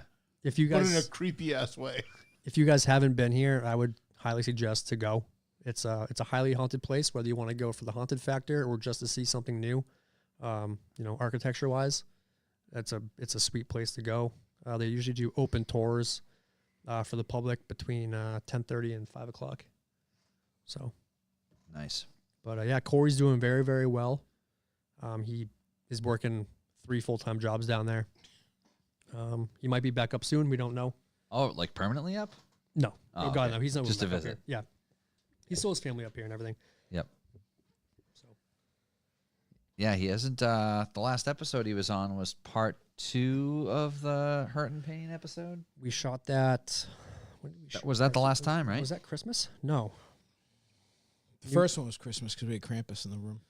correct. So he was up for something. He was up for part 2, not part 1, right? He was part 1, not Oh, part he was part- no, okay. was he part 2 also? He was up for part 1 and part 2. Oh, We okay. made sure he was up for part 2. He was up for both. Okay.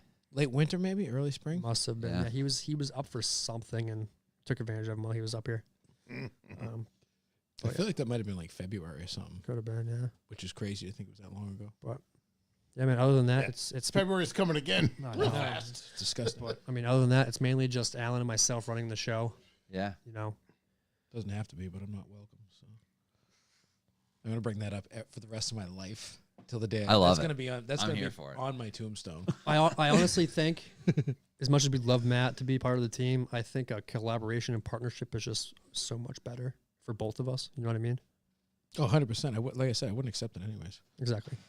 Mostly out of spite. I just Yeah. want to be asked. Yeah, Mostly. despite, Just want to be asked. Yeah. I don't want to be asked anymore. Now it'd But- just be out of pity. It Oh, sucks that's because true. it sucks because we have nothing to offer him, but he has everything to offer us. So Yeah.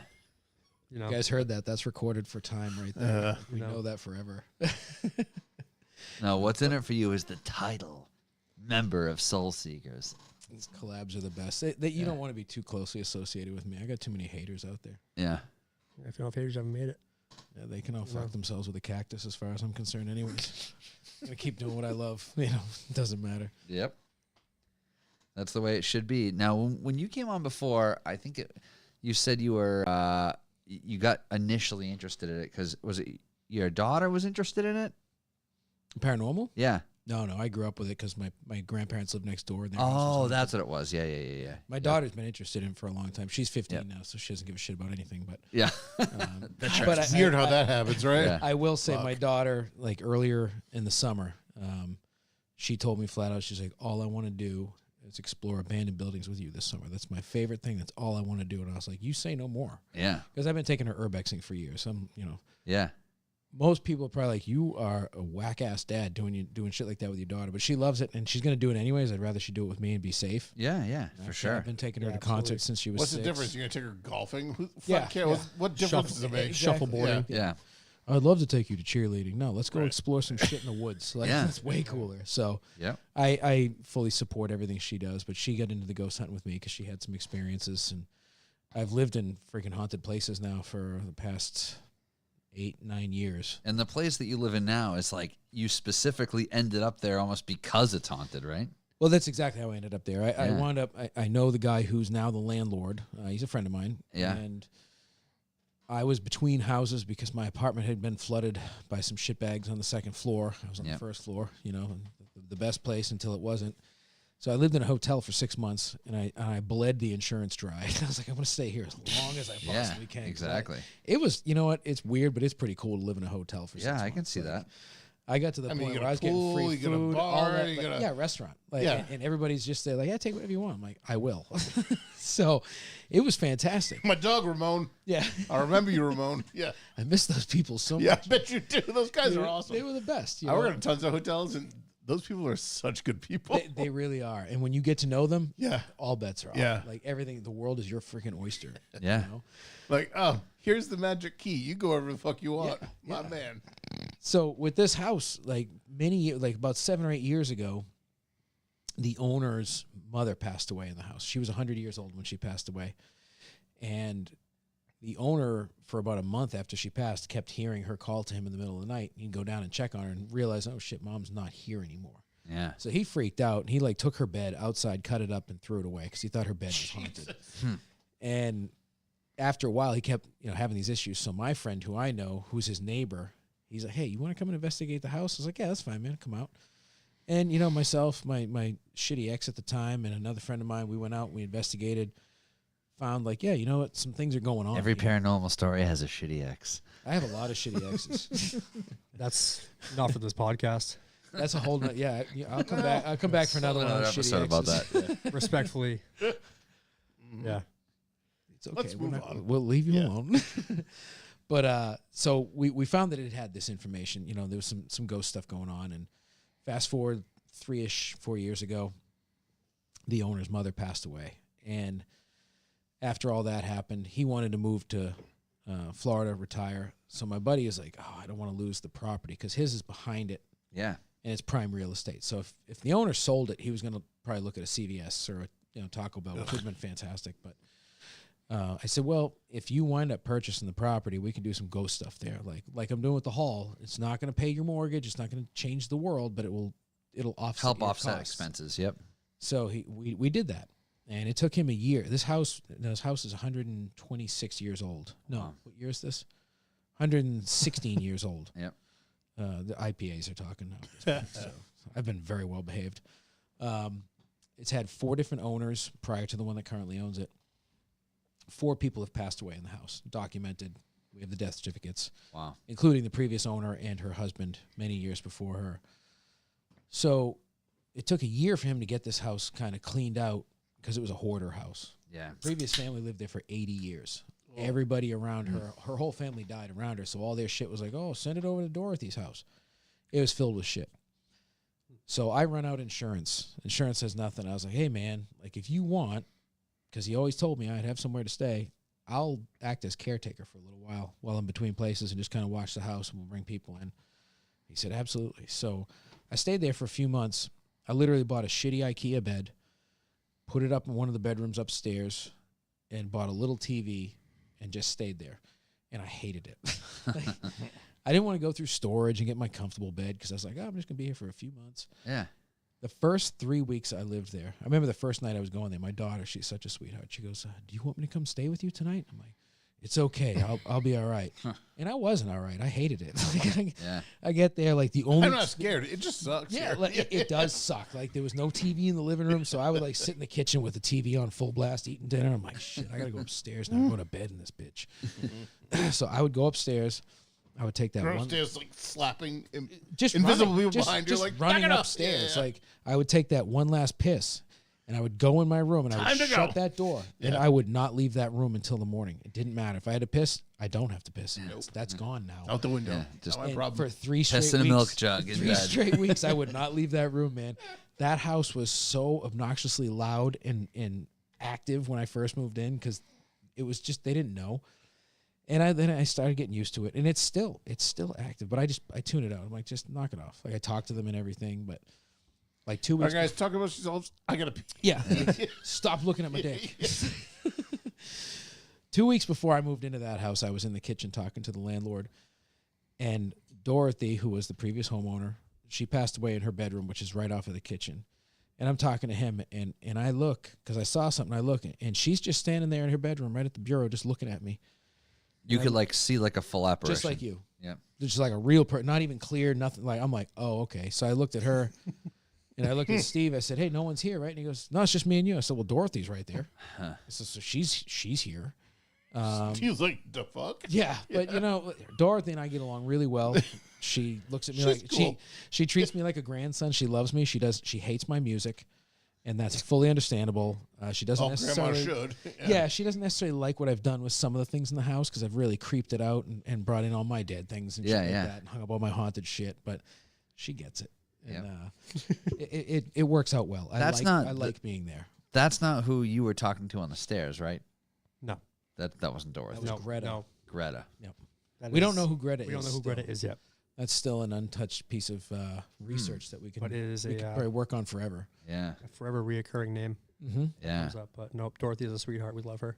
Yeah. What's that technique called with the where you're Technique? blocked out with the headphones? Estes method. Estes. Yeah, the Estes method. The one that we don't do enough, apparently. Yeah, I really like that that. basement dweller. I'm sorry? I did like that. That was Yeah. cool. Is this supposed to be like a sound deprivation thing? It The takes Estes away method? it takes away all the exterior distractions. You wear a Sure. blindfold so you can't see. You have noise canceling headphones, so all you can hear is the ch-ch-ch-ch. You're And in there. we could all be No sitting one wants to here, hear that. Yeah. And if you're quiet enough asking questions, you won't hear what we're asking for questions. Sure. You just basically you're just supposed to say what you Yeah, hear. you're the voice. Yep. You don't hear what we're asking. You're just saying what you hear. You're responding to whatever Yeah. like vibe you get, like So- whatever. Yeah. I don't know if you have seen Kyle. it, but Hurt and Pain Part 1. Yep. If you haven't seen Hurt and Pain Part 1, that's our most emotional. Is that the one where Corey was doing the Estes method on the stairs, maybe? So or- that's the one where Corey started off, and then we it had switched Alan to, switch out. Okay. Yep. So Yep, that's yep. that's our most emotional Estes method to date. Yeah. So if you haven't seen an Estes method or that episode, I would highly recommend Hurt and Pain Part 1. Hurt and Pain Part 1. I'm a grave robber. I didn't know that. Yeah. Let's just catch up on the listen, chat here. I install gravestones. I don't steal. Yeah. Oh, you actually install gravestones for work? That's my day job. Oh, that's That's hilarious. so sick. Install tombstones. Yep. Do you do the etching as well? No, I'm not that talented. I'm just strong, so I do. There's a place right next to my house that it has. They have all the stones out front. Some of them are etched, some of them are blank. And I'm not sure if they do it there. It's the size of the actual business is half this room. Is it in Rhode Island or Mass? Mass. What's the name of it? Christ, is it not Albanese? Yeah, it's Albany's Monuments Yeah, right on Route 6. on Route 6 in Albanese. Westport. It's in Albanese. Westport. Yep, Albany's Monuments. But yeah, no, they've got all the gravestones out front, like it's an actual Halloween display. Yeah, But, but it's business. but it's a business, and every once in a while you see a person there, but not very often. And I'm not sure if they just There's one in Drop Middleborough too. I them, never see they etch people. It them, looks like- like they're never open. It's just this Yeah. little teeny building Yeah. surrounded by gravestones. yeah the building is half Middleborough, the I size think, of this was room. Barnacote. Yeah, Barnacote. Yeah. Yep, that's Yeah, right in front of I Stoney's don't know if Pizza. they're much in business anymore. Yeah, I heard they were going out of business. Yeah, my company usually comes through and buys all these people. They keep buying businesses all over the state, and I'm like, oh, And there's cool, one I of get these to go to properties Burlington next to my tomorrow. house, next to Yeah. my work, and I don't actually. Well, know if the name you of that if you one, have to but- go to Barnacote in Middleborough, you should get a pizza from Stoney's. Oh, Stoney's is good. I've had yeah, Stoney's. Stoney's is excellent, and Yes. it's right in the same parking lot.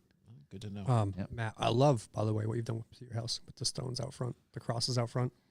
Fun fact: I all love that. all those crosses that I made for Halloween came from crates that tombstones were shipped in. Oh, Oh, really? I went to work Saturday. It was like 6 o'clock at night, and I was like, that's I'm going to fucked take apart crates. is And that on I your started Instagram? making- Can you pop that up, John? Yeah, that's on my Instagram. Let me pull it up. Yep. I've got the spotlights that came in today from Amazon. So the Yeah, that I a got, wood I or got is all that my a lights stone? on. what's that? Are they stone or wood? The crosses? Yeah. They're Oh, they're wood. All right. The crate. I took the crate material that they came in and made a bunch of. I made like 24 Okay. crosses out of them. Nice. should one of like the first few photos on there, I think. We're loading. You think I post a lot? Yeah, I know. It's usually you shirtless eating a tuna sandwich. I don't do those anymore. There's a lot of I was tuna told I references. was told I I was can't do curious. those at work anymore. Were you really? Yeah. Yeah, it was a bad look apparently. No more topless photos at work. Yeah, he can't lounge on a tombstone eating a tuna sandwich topless. I thought it was sick. If you can't take topless work photos, what kind of world are we living in right now? I'm just a saying. fascist world. It's terrible. I don't want to live in that world. I want people to like take Hitler's topless America to work me. photos. Well, Matt's it's loading. But this is what I got going on right now. And then over here, I have my cemetery. It's not in the frame. Oh, here we go. Eat my ass. Nice. Nice. That's my gym shorts. Gym. I like that. That's nice. That's good. That company is the best. Assholes live forever. That's they make the Oh, absolute yeah. best clothing. Oh God, what was his name? The lighting in this photo is great. It's an excellent photo. I got fucking stung in the eye by a bee or something. God damn, what's The going on there? studio lights, they're just so intense. You got that. You look you shocked got you're that, having your photo taken right now, John. He said, look at the camera. So I did. Austin's got that Ed Gein light look Yeah. right there. Oh boy. Oh, there you go. Last on the right there, underneath his selfie. Oh, yeah. That's good. That looks really yeah. Ah good. shit. There's a couple different ones in there, like little close-ups, but that's what happens when I'm left. Your yard lends itself to crosses. Like you got Well, the that was- stones and stuff. I've since added This is like skulls real and skeletons and Blair ghosts and Witch. stuff It's to it. great. Yeah, That that's was, That was nice. crate wood, so I'll have a better picture when it's all followed up. That's just a crap I spent money on because I'm an adult with my own money. Yeah. No one Fair tells me enough. no anymore. That's a great thing about being an adult. Yeah, Spend it it's how you want. shocking what they let us spend our money on. Yep, No, that's that's the house wonderful. of hurt and pain, ladies and gentlemen. That is Hurt That's and Pain it. Part 1 and 2. Yep. Yep. Yeah, I love a good Halloween decoration. So Matt, I have a question for you. Yeah. Yeah. What keeps you motivated, inspired Tuna sandwiches, it sounds like. Seriously, it's tuna. to continue with the paranormal and the preservation? How do you not get yourself burnt out by doing it? Well, I do get burnt out, but I push through it. What's your driving force behind it? What keeps you just so inspired and motivated to just keep doing what you're doing? The driving force for me within the paranormal is because I love the paranormal. I love scare. I love feeling scared. I love chasing fear. I like exploring. So the worst thing you can throw at me, the better off it's going to be. Like I will go anywhere you want. That's a haunted place. Supposedly I like that stuff. And the preservation aspect, I love history. I love architecture and exploring these types of places. So if I see a place that looks decrepit, cool, I want to go in it. And if that's a place that's like, we need to raise money, I'm all for it because then I can help that place and I can be a part of its history as well.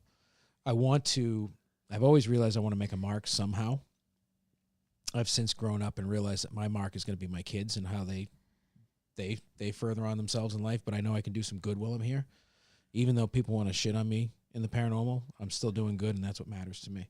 My haters actually don't drive me. A lot of people are like, oh, hate fuels me. I don't care about those people. Yeah, fuck that. They have nothing better to do. I do it because I actually still enjoy it.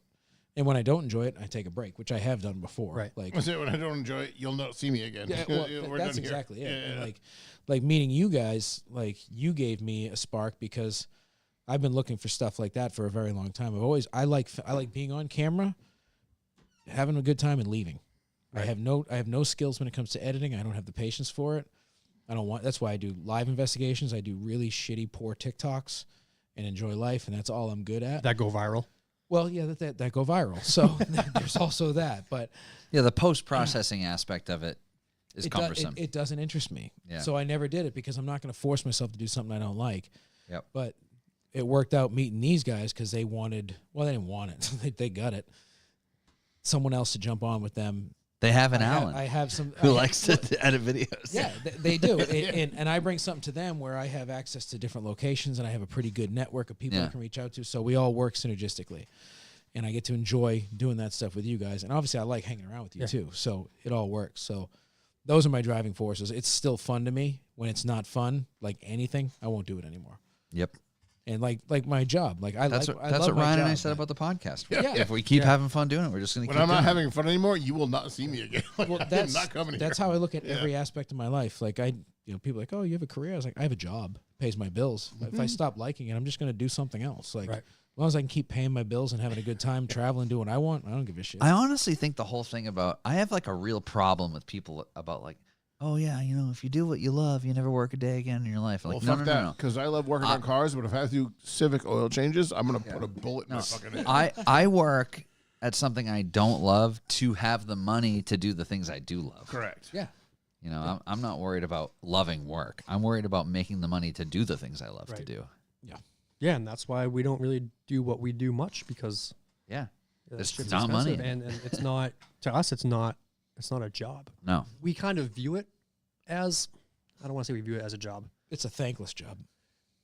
Yeah, So- but you're passionate enough about it that Yeah. you invest the So- time that it could be a job. You but have to assign it almost like internally as a job just so you do the work, right? So like, because you can very easily be like, you know what, fuck this, just stay home and watch fucking Yeah, the cartoons. thing Like, is, yeah, you have to give it some sort of precedent or some sort of I guess- urgency. But you don't have to give it to it, because Right. if you are excited about it, it's not a give. It's you're doing it because you want I to say do give. It. Yeah. I'm using the word give loosely. I'm just So- saying that you have to sort of assign, Dedicate like the time to Yeah, it. exactly. Like a want or yeah.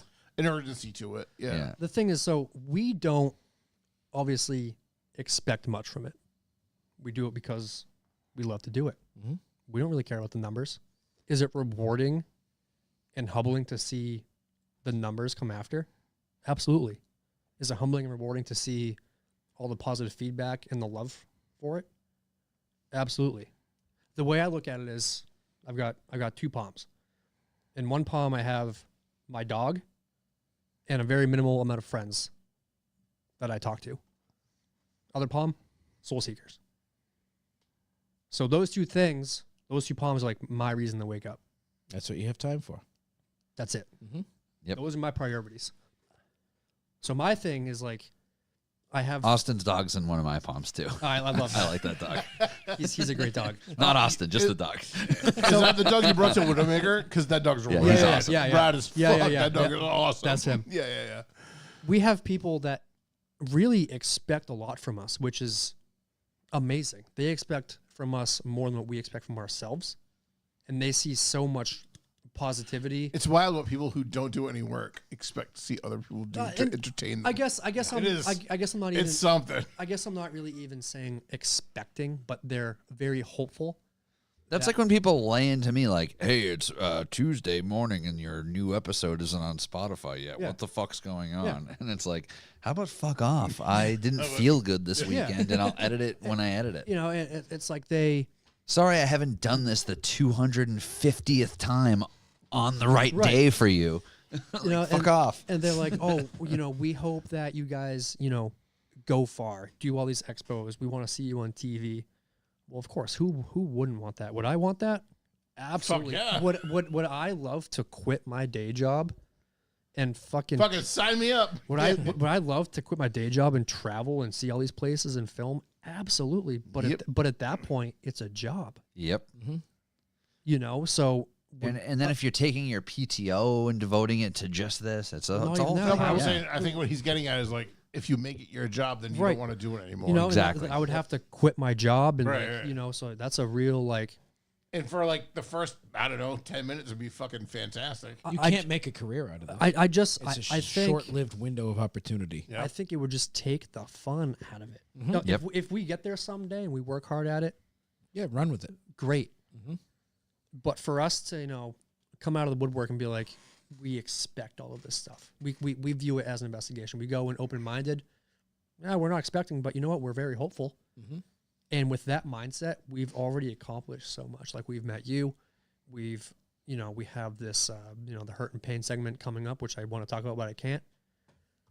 If you don't expect much from yourself, but you just do it because you have a passion for it and a love for it, so much more will come to you because you're just Everything's genuine a about it. victory after that. You know what I mean? Yeah, it's You all know, a bonus. The thing is, if you expect something, sure, you can put all your work into it. But if you fail and fall and fall and fall and you just keep failing, you're going to want to give up Mhm. because you're holding yourself to a really high standard and what you're trying to meet just isn't capable. Yeah. You know? So, I mean, that's the thing is like people would love for us to, you know, bang out an episode a week. But that's Quantity doesn't trump quality. we're a quality over quantity group. We're always Listen, going to be like that. What do you think about like, why do people expect a person or a group of people as you guys who do this as a as a passion project, right? So like this is it's your love to do, but you both always were. You have a job. But a fucking network who is worth trillions of dollars can pump out 12 episodes a year of a show, and then everyone's like, "That's the greatest thing I've ever seen." Don't have to worry about it.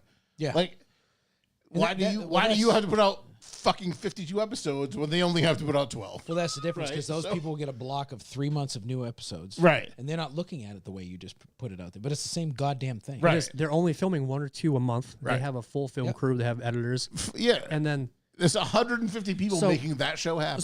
so you're putting out an episode once a week on Travel Channel at 9 p.m. And then that season runs out. And while that season's airing, you're out filming again. Correct. But You the know? difference is, I guess the difference is there's a different season of something else in between. Oh, and yeah. there's differences. But everyone's like, well, you guys do great shows. Why don't you do one a week? Because I'm not a trillionaire. If I had, we'll say, like a favorite TV show, I would rather see 1 episode per month indefinitely than watch it for 3 months and have to wait a year for it to come back. Yeah. Which you just described the opposite of how the whole world works now, where absolutely. everyone wants Absolutely. the whole season at once. Yep. And we don't care. We don't care if it's 2 years. I care. I grew up on the 1 episode a week thing. I kind of like that. And sure, It's like it kind of worked out for me. sure, like the anticipation's there, but we're fucking consistent. Yeah. Yeah, this wasn't a slight on your. No. I Right. know that, but Okay. but what I'm saying is like people they just want more and more and more and more. And that's a testament to what you're doing. And the only thing that we can offer is that you know what, you have to wait a month, but you know what, it's all in house, it's all DIY, But it's going to be consistent. and it's fucking Right. consistent. And that's, I mean, you know, again, it's kudos to what you guys are doing where people want that. yeah. But they shouldn't just expect it, is all I'm But, saying. and you know? the thing is, like this is it's a passion. And ultimately, like it's the one thing that I have left that's an outlet. You know. Yeah. Well, I think the consistency is twofold. There's consistency in frequency and there's consistency in quality. And I think the consistency in quality and format is way more important.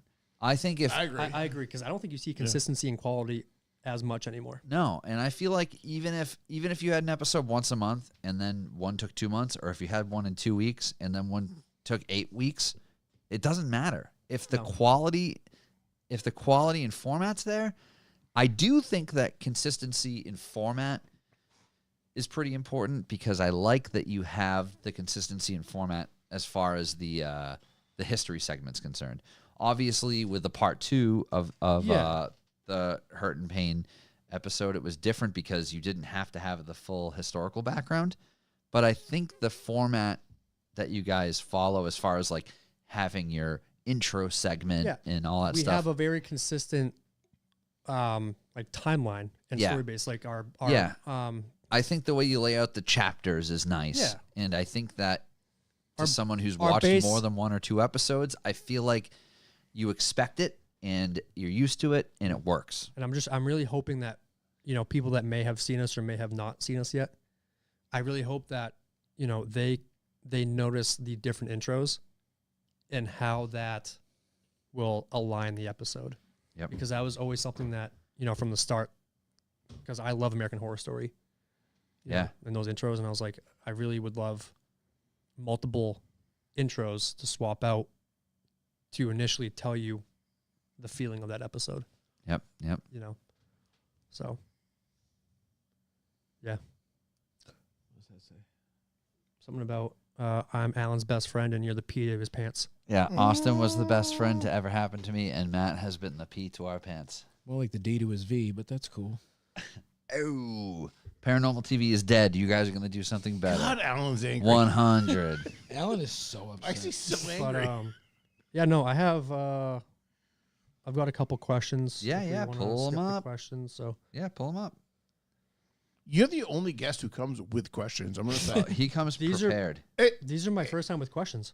No, I don't believe that. I'm telling you, man. I don't believe you. My I people believe. are just harassing me via messenger right now. I'm like, fuck out of here, man. I think people ask you questions generally, and you answer them here. But you're the only guest who comes prepared. Is that with really? questions? Well, I didn't want to lose them. My timeline was almost up. That's so, fine. There's yeah. nothing wrong with it. It's hilarious because we haven't done the question thing in a long time. All right. Well, let's start by we got a couple questions by Bruins Beardo. Shout out to him. He's a great guy, big Soulseeker fan. First question he asks is, where would your dream investigation be anywhere in the world? Poveglia Island, Italy. It's always been my bucket list. It always will be. So I swim across the channel. Is that the island next to Sicily? I don't know what it's next to in Italy, but it's, right. it houses an wanna pull it up. old asylum. Oh, that's the one Was that put that all the, the crazy. Oh, was that the- It's shut down. that's was the little that the, tiny TB island where one? they put all the. Oh, yes. That was yes, the TB. yes, The the TB one. tuberculosis. Yeah. one. There's Yeah. hundreds, maybe. I know what you're thousands of talking about people now, buried yeah. there, supposedly. but That's the one where fucking Yeah, Zach the island is Bagans like- goes and he's wearing the fucking plague doctor mask. Yeah. It's very hard to get access to that island, but I will get there. I thought someday, they didn't let anyone in there. Like that was it. if you know people. Well, that's And I don't want to be that person, but I know people. I know a guy who knows a guy. He's got a Get me there. tuberculosis guy. On the island. I I'm know. a strong swimmer. Oh, swimmer. I was going to dive off the back of the boat. Bada bing, bada boom. Bada bing, bada boom. We're all Italian now. And then we eat some fucking gabagoo and we're all good. Gabagool. Hey, The mortadella. I'm just saying, That wait goes till back to the sandwich place I was talking about last week. Talercio's. hey, fucking I Talercio's. still see these fucking videos. God, he makes some good They sandwiches. should be sponsoring you by now. I hope so. Wait till you see my Halloween I think costume. he's I trying to could go for some sponsor Italian himself. cold I don't cuts even right know now if he myself. can handle us. I'm trying to think of what mine would be. That's just such a loaded question. I'm surprised you don't know that offhand. I'm trying to think of something that's not like mainstream. It doesn't even if it No. is mainstream though. What? What's a place you've always wanted to go to? There's got to be some random places like Canada that are super. Honestly, haunted. dude, like I don't know place. shit about Wow. fun when it comes to Canada. Right near that place, there's this. Nobody there's does. this. I don't know. It's It's just like, kind of they're just living fuck under the Canada. radar. Just America's. I'm attic. trying to search that place that I'm trying to search that place that Matt's talking about, and there's a lake that's shaped like a peen there. That's Austin's place. Yeah, it's a very phallic lake. He wants to go near the top though. No, the island he's talking about is literally the size of a building. It's fucking.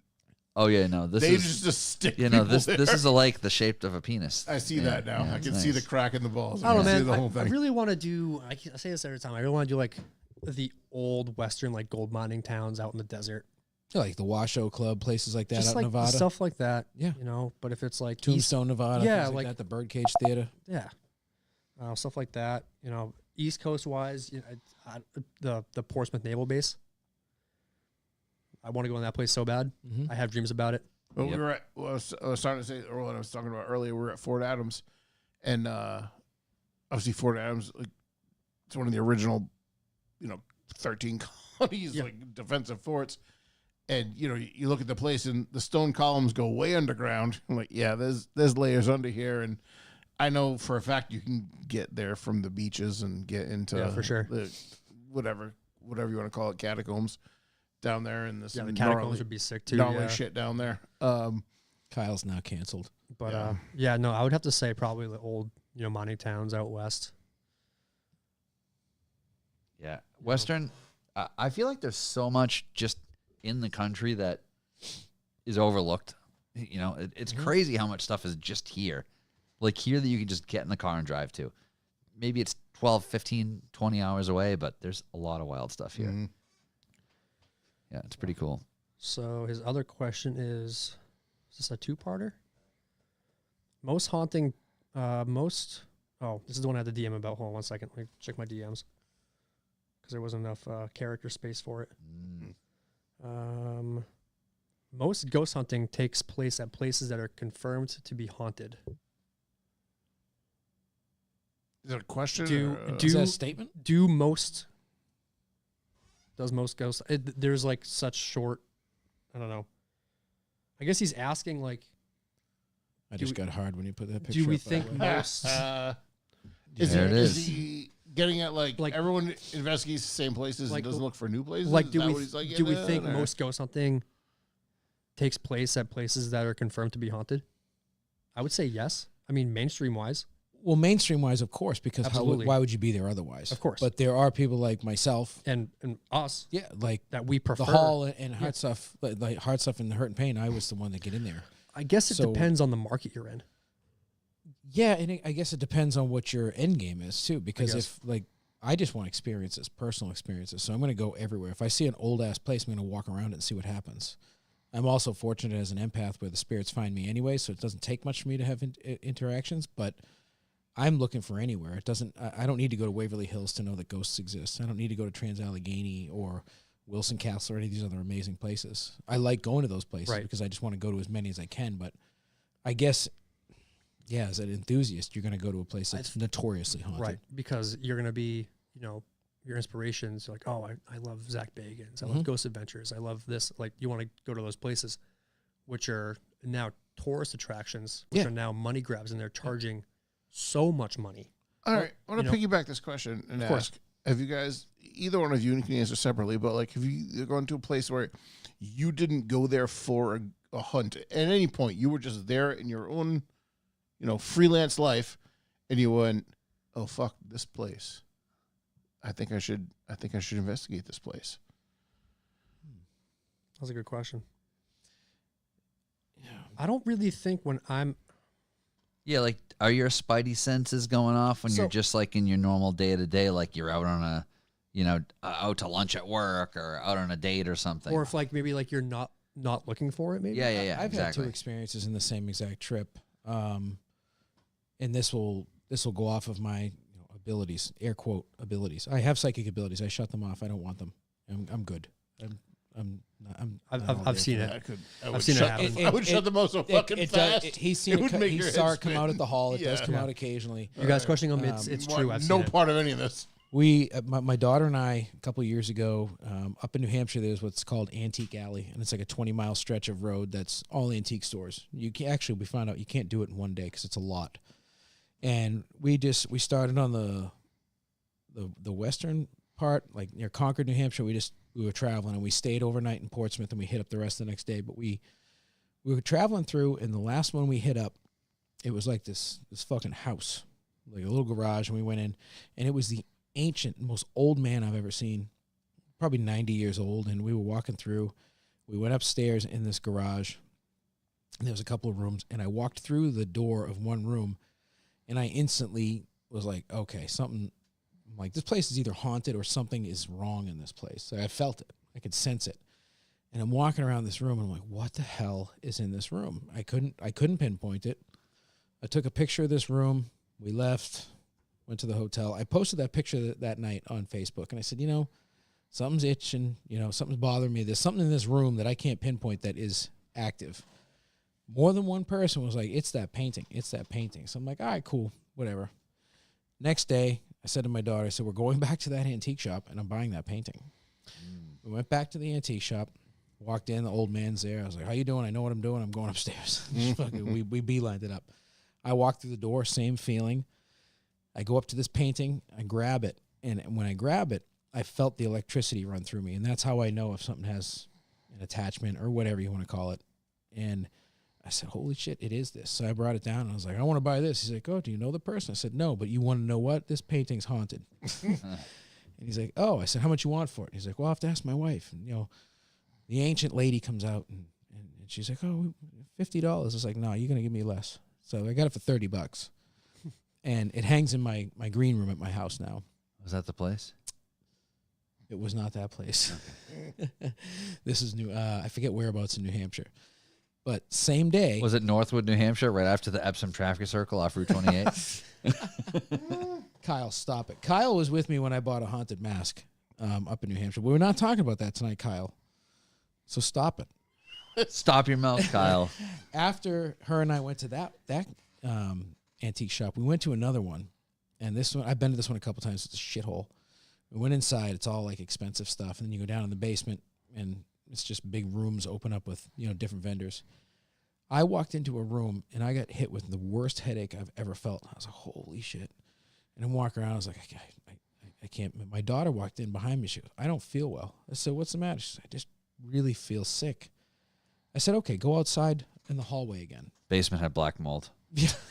She goes out in the hallway. She's like, I actually feel fine. I said, exactly. Yeah. She has these abilities, too. She doesn't understand it yet. So we didn't buy anything in there, but I'm pretty sure there was a child's rocking chair in that room, and I'm pretty sure it was that, and I wish I had bought it. Yeah. I didn't buy it, but That's like the only. You just time. wanted to have a headache at your house all Yes, the time. I just want to feel like shit all the time. I'd love to wake up. But those are the most recent experiences I can think of offhand where I wasn't expecting a haunt, where I found a haunt. Yeah.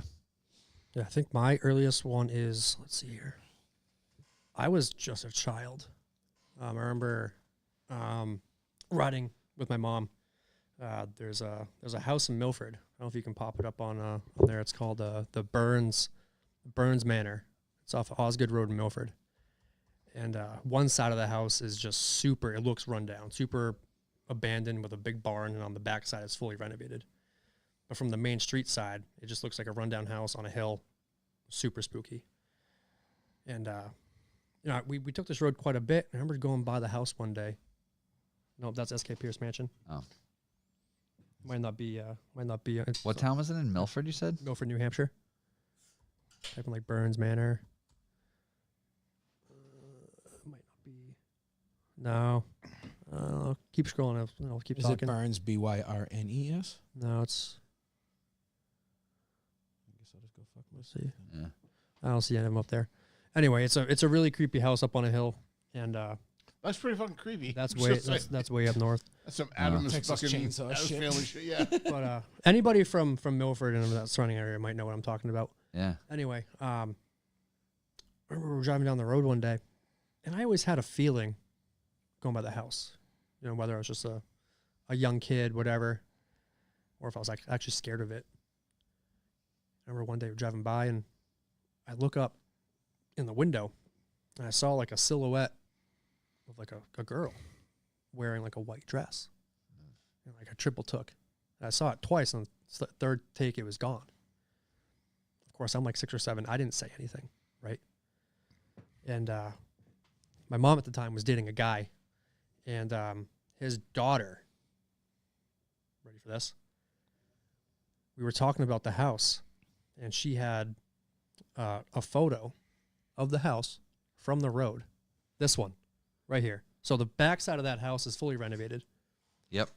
You see that? Why would you leave this side like that? I don't know, but from the road, Keep people do out. that? that's what you see. And Feel like, like you're asking for trouble. so there's a side road that kind of go winds up it and around. Yep. See that window pane right there? This one? Yes. Yep. So I saw a silhouette of a girl, black hair, white dress, right? There was my phone. I don't need it. We're Ghosts. talking to my mom's boyfriend's daughter. I remember this very, very vaguely, but I know it happened. She brings out a stack of photos, and she's like, "Oh, yeah, I took a picture of this house too." Silhouette in that window. Whoa. To this day, yeah, That's fucking weird. Yep. Mm. it's fucking crazy, dude. Like it. That's just that fucks me up. The fucking Mandela That shit effect. fucks me up more than like I saw the Yeti in the fucking woods and I saw whatever. That shit. I don't know. To this day, the house still looks the same. It's lived in. I get the same vibes. People live there. Yeah, it's actually like a Christian family with like 7 kids. Yeah. And it looks they haven't done anything to the back of the house. The barn's still there. The field's all overgrown. And I get that just creepy feeling every time. It's the wildest thing. I really haven't really done much research on it, but yeah. Yeah. Yep. Strange stuff. What else does he have on here? Let's see. All right, Matt. Would you investigate a place that's not confirmed or has a? Let's see. Would you investigate a place that's not confirmed and has no stories but has spooky vibes, Of course. or not or has no stories but has spooky vibes? So confirmed, or no stories but spooky vibe. I'll investigate anywhere. I agree. I have no. What would you prefer though? Would you prefer one or the other? Would you prefer though, like maybe start the history portion of it with no confirmation? Yeah, actually, I'd rather be on the ground floor. With the spooky vibes, with no confirmation, Mm-hmm. than going into a house that's more well 100%. known. Yeah, actually, 100%. There's no question there. Like I've got to do that with the hall. And I think that in the coordinates with house. kind of like your brand. It's what I do. You know, That is what you do. Yeah, I would much rather do that. And I don't need to go to Waverly. I love Waverly Hills. I used to use it as an example because it's like the most well known. I've been there half a dozen times and I love it. But I know I'm going to have But experience. so does everyone else. Exactly. And that's the thing. I too. love going to places and being like, oh, this is, you know, because the best part about it, like with the locations I have, people are like, oh, well, with the hall, nobody died there. It can't be haunted. You don't know shit about fuck Well. because it doesn't mean goddamn thing. People think cemeteries are haunted. People don't die in cemeteries, dickhead. Right. They get buried there. Like, Right. what the fuck? So, Well, it's really funny because I was kind of thinking about this, like, while you guys were talking earlier and everything, but like, so my father died in my house 3 years ago. Mm-hmm. Is my house going to be haunted forever? Like, that's kind of fucked up. My house is only 13 years old. Like, Right. it's not some old spooky like farmhouse. Well, no, or I whatever. think that there's a lot of like truth to the whole concept of like people or spirits haunting places because they feel like they can't leave, Or or a there's traumatic- something unfinished, a or something traumatic death. traumatic. Sure. Yeah, and then there's the whole thing about like the with the train depot. The train depot is a perfect example of this. Is the what's the name of that phenomenon with the energy, as far as like the Transference. every time the train goes by, there's like an energy. Well, it associated. just creates more It just magnetism and energy. magnifies that. Yeah. Yeah, so like you might get this. Amplifies it. Yeah, so you might get like this repetitious paranormal phenomenon, but it's really just from the energy. It's not necessarily that it's happening. Like it's a No, and I don't think he's going to haunt us, repeating but thing, I'm yeah. thinking like in 100 years from now, when someone buys that house, is anyone going to tell them someone died in that house? You don't have to tell them unless they ask. Right. yeah. I understand that. It's just kind of funny because, like, you think when you say, "Oh, someone died in the house," it was a traumatic death. It wasn't. It wasn't any kind of Yeah. He had a disease and he passed away in his Right. sleep. Like that was just the way it went. Yeah. But Yeah, like he was literally 100 in a years hospice. from now, It wasn't like an that unexpected story could be death. different. Oh, yeah, someone absolutely. died in this house, and oh my god, and that leads to the lore of some kind of paranormal whatever. I don't know. I feel like some of the weirdest paranormal stuff can happen in a house that nobody died in. You know, I mean, it's Also fair. I just some of the weirdest shit just, that it ever was just- happened I was to kind of me. thinking about that before, like earlier when they were talking about some A other lot of people aren't taking into consideration what happened on the property before the building was there.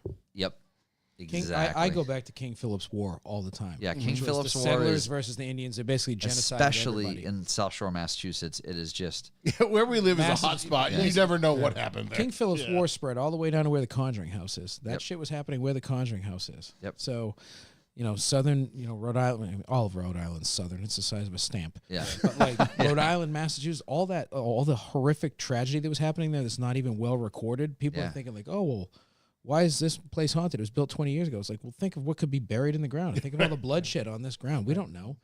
Like I mentioned off air, we've probably all built on Indian burial ground. Let's be 100%. Native American, few fucking wimps. Yeah. Woke wimps. But we don't know. You have to take that into consideration if you want to further your research. You can't just go on, the building was built 20 years ago. It's not haunted. What about the dirt? And that coincides with what I said earlier about like the lodge. When Yeah. I was like, we get so focused on what it is in the current, What it is today. what it is right Yeah. now. Yeah, sure. It was a temple in 1742 or whatever. Yeah. But what about before that? You know what Yeah. I mean? And Middleborough is literally the connecting town to one of the oldest, and it's like it's very close to Plymouth, which is in theory the first town in America.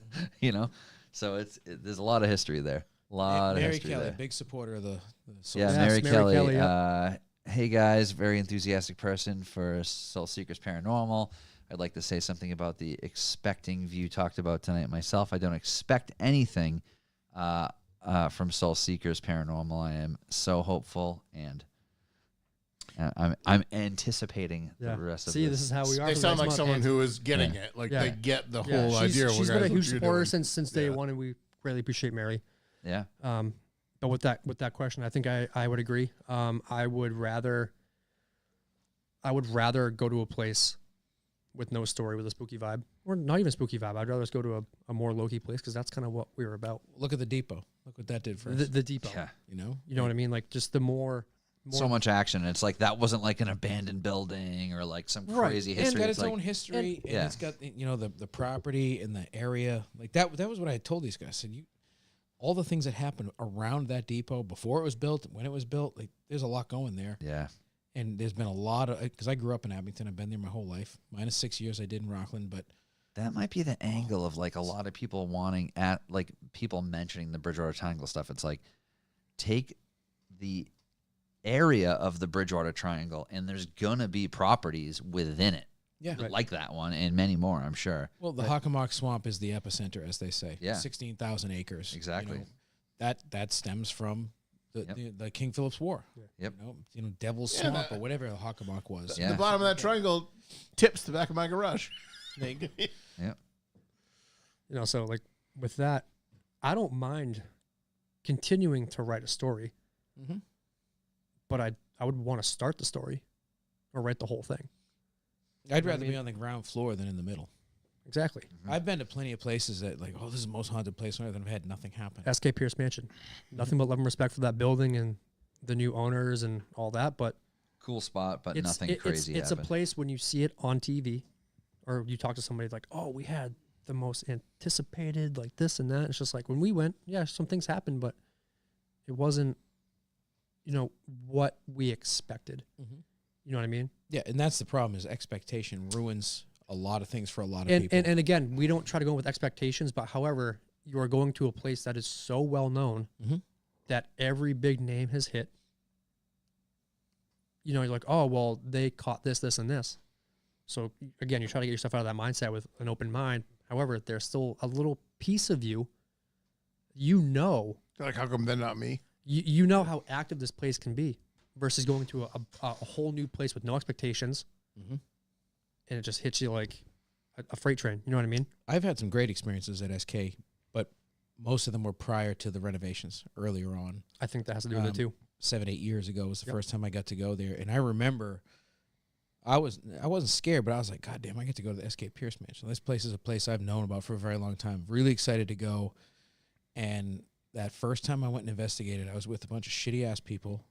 They're no longer in my life. They're not watching this. If they are, fuck you. Fair enough. Glad you're watching me now. Why are you still watching me? Yeah. Look, Ma, I made it. But stupid IPAs. But Do not come. that night we ended the investigation, and Marion, she said, "Oh, you know, to my ex." Shout out to Marion. She's great. Marion is the best. We love you. She said, "Oh, I have something. You know, that there was a trifold privacy screen, this big wooden ornate privacy screen up on the 3rd floor." She said, "I want you guys to have that." Me and my shitty ex, I still have it. She's like, "Oh, you guys could take that." I'm like, "Oh, I'll go up and get it." You know, 3rd floor. The 3rd floor had no electricity back then, and it was still completely gutted to nothing. Yeah. So I'm like, it's cool. I'll go up there and get it. I get to the 2nd floor. I'm like, this sucks. I don't want to do this by myself. But I'm like, I can't be a bitch and go back down. I said, somebody want to come with me? So I just powered through. I get up to the 3rd floor, and I see a something in the corner, and I'm like, no, I didn't. And I went in the room that it was in was a room that one of the not nurses, whatever the word I'm looking for, one of the housekeepers, nanny, she used to stay in there. I learned the hard way that men aren't allowed in this room without asking permission. So are you on the 2nd floor or the 3rd floor? This is the 3rd floor, not the bedroom on the 2nd floor. So you're on the top floor above that. Yes. I went in there. You didn't. I don't think you guys got to meet Ken. He had passed since. Yeah, we had no. Ken was fantastic. Ken was my homeboy. Ken and Mimi. When I first went there, I walked through the whole house by myself, and I felt weird in places. He's like, "Oh, you're not supposed to go in there." I'm like, "Cool, thanks, guy." But I went up in there. I went in this room. I heard noises in the billiard room. I heard some footsteps. I'm carrying this fucking heavy ass fucking stupid wooden thing down the stairs, like thump, thump, thump. I couldn't get downstairs fast enough. If anyone's there, give me a hand. Yeah, and I was just like, I get downstairs, I'm like winded, like, what's the matter? Like, nothing. Like, I'm cool. Everything's good. Like, we're great.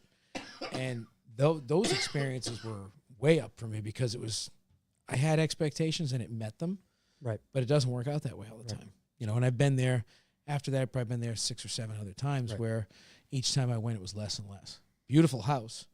And actually, 4-5 years ago, Marion messaged me. She goes, "Oh, you know, they're looking for a full-time caretaker. If you wanted to live here, you know, you'd be up in the 3rd floor." I was like, I can't do that. Crazy. I thought about it, and I was like, all right, what's an hour from home? And I was like, all right, by the time I get home, it'll be like 10 o'clock at night. And then I was like, I have to go to the 3rd floor by myself and sleep up in that creepy, haunted-ass fucking room? No. Hard pass. Free room or not, I would do it. I would do it. I would now if I was closer. But then, no way. No freaking way. They actually just got a new caretaker, actually. So shout out to Sarah. She'll do great there. But yeah, I got more questions too if you want to keep going. Yeah, rip the Trying to question. rapid fire, but We can rapid fire the questions, and we're good after that. Yeah. All right, let's see. So, We've surpassed our 2-hour target. well, I'm glad we didn't just do an hour, so that was nice. Yeah. Alan says, "Do you miss me?" Well, quite frankly, Alan, I do miss you. You've been here what's- the whole time, Alan. and what's wild is you moved Stop to my looking for attention. you moved to my home state, and I see you less. So there's that. How's that work, man? No, Alan, I love you. I wish you were here. Kyle is haunted. Asks, this is a good one. Who's on your Mount Rushmore of paranormal investigators you would like to work with someday? So who's 4 people on your Mount Rushmore paranormal list? 4 people? Like, yeah, it's 4. Can you come up with 4 people that you respect? I fucking hate everybody. Me, myself, I, and Austin. Yeah. So does this people I haven't investigated with? Because I've investigated with the people that I actually give a fuck about. The question is, who's on your Mount Rushmore of paranormal I'm not saying. investigators? I don't think it has to be somebody you've talked to. So it's like, I who would think you it's look- anybody. Yeah. Who are your Anybody. 4 top people you think? It could be someone that's not deserve even here that? anymore. But is it people that I have or haven't? Does it have to be? I don't think it Specify. matters. Just It's on that your Mount Rushmore. you would like to work with. So you have not yet. Okay. So a renowned investigator, I'm assuming you'd like to work with someday. Kyle, fuck you. yeah. I'm going to go dead or alive then. We're in the weeds. Okay, sure. I'm going to say Lorraine Warren because I love her. I met her and hung out with her a few times. I didn't get to investigate with her. I think she's an absolute gem of a woman. Anyone that doesn't like the Warrens, go sit on a cactus. So that's one. Mm-hmm. Hans Holzer, absolute genius in the paranormal field. Shit. See, the other 2 I've investigated with already, so I'm not going to count them. Right. There's 3 people I've investigated with that I can't count. I'm up to 2. You can answer for now. I'm going to Okay. think. All right. Well, ultimately, Zach Bagans has to be on that list. Investigation wise, He's got to be on that Mount Rushmore staple. this is people you want to investigate with. You want to spend time with him. It could Investigate. be anybody. Yeah, Okay. I would do one investigation with Zach Bagans for sure. Absolutely. You know what? No, I'm gonna take him off. Kyle's over here coming. It's not an easy question, Kyle. You douche. I'm gonna take that off. I'm gonna switch it for Aaron. Aaron Goodwin. Aaron Goodwin. Fair. Absolutely. Yeah, I think he would fit the vibe of Soulseekers more. And he'd be put in a place where we can set him alone for a while. So Aaron Goodwin for sure. Who's that guy on let's see. The Tennessee Wraith Chasers there. Chasey. Which one? The big guy with the really heavy accent. Chasey. Tennessee Wraith Chasers. No, I know who you're talking about. I'm trying to think. Which He's ones. got the really heavy Tennessee accent. Mhm. The big I- guy. I know those. Only dudes. because those are the guys that make the equipment to try to trap the spirits. And I think that's badass. That's cool. So Aaron Goodwin, Chasey. Thank you for taking Zach off. You're welcome. Shit. I'm going to go on a whim. He's not really an investigator, but I think What the fuck, Paul? I don't even know you. Just to Paul's a confirm, ball busting yeah, Brit. Paul McGraw. Just to confirm before You the know, podcast I think- ends, Matt I is think not for- part of We Soulseekers. were all friends still with to be Paul certain. for like 10 years and didn't know how to pronounce his last name. We were all pronouncing his last name wrong for We said McGrath. over a decade, and he 'Cause did not correct me It's until McGraw, he apparently. And was yeah, physically whatever. here in the studio. Yeah. I think fucking Matt Rife would be hilarious to investigate with too. Did they cancel the auction? Yes. Yeah, somebody did. Alright. somebody Yep. purchased the banknote. Yep. So we got. Did Didn't they announce who purchase purchased the banknote? Didn't they buy the What the I fuck is think happening they're right not- It now? wasn't Matt Rife. Matt Rife never bought it. No, so No, I thought him and a partner like bought Yeah, it. that never. Elton confirmed that they didn't buy it. Yeah. They were going to buy it with Josh, exploring with Josh at the auction. thank God Okay. that didn't happen. Didn't That's- happen. This is for a different podcast. Yeah.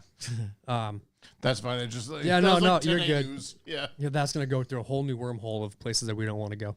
Yep. Respectfully, One more beer, maybe we will.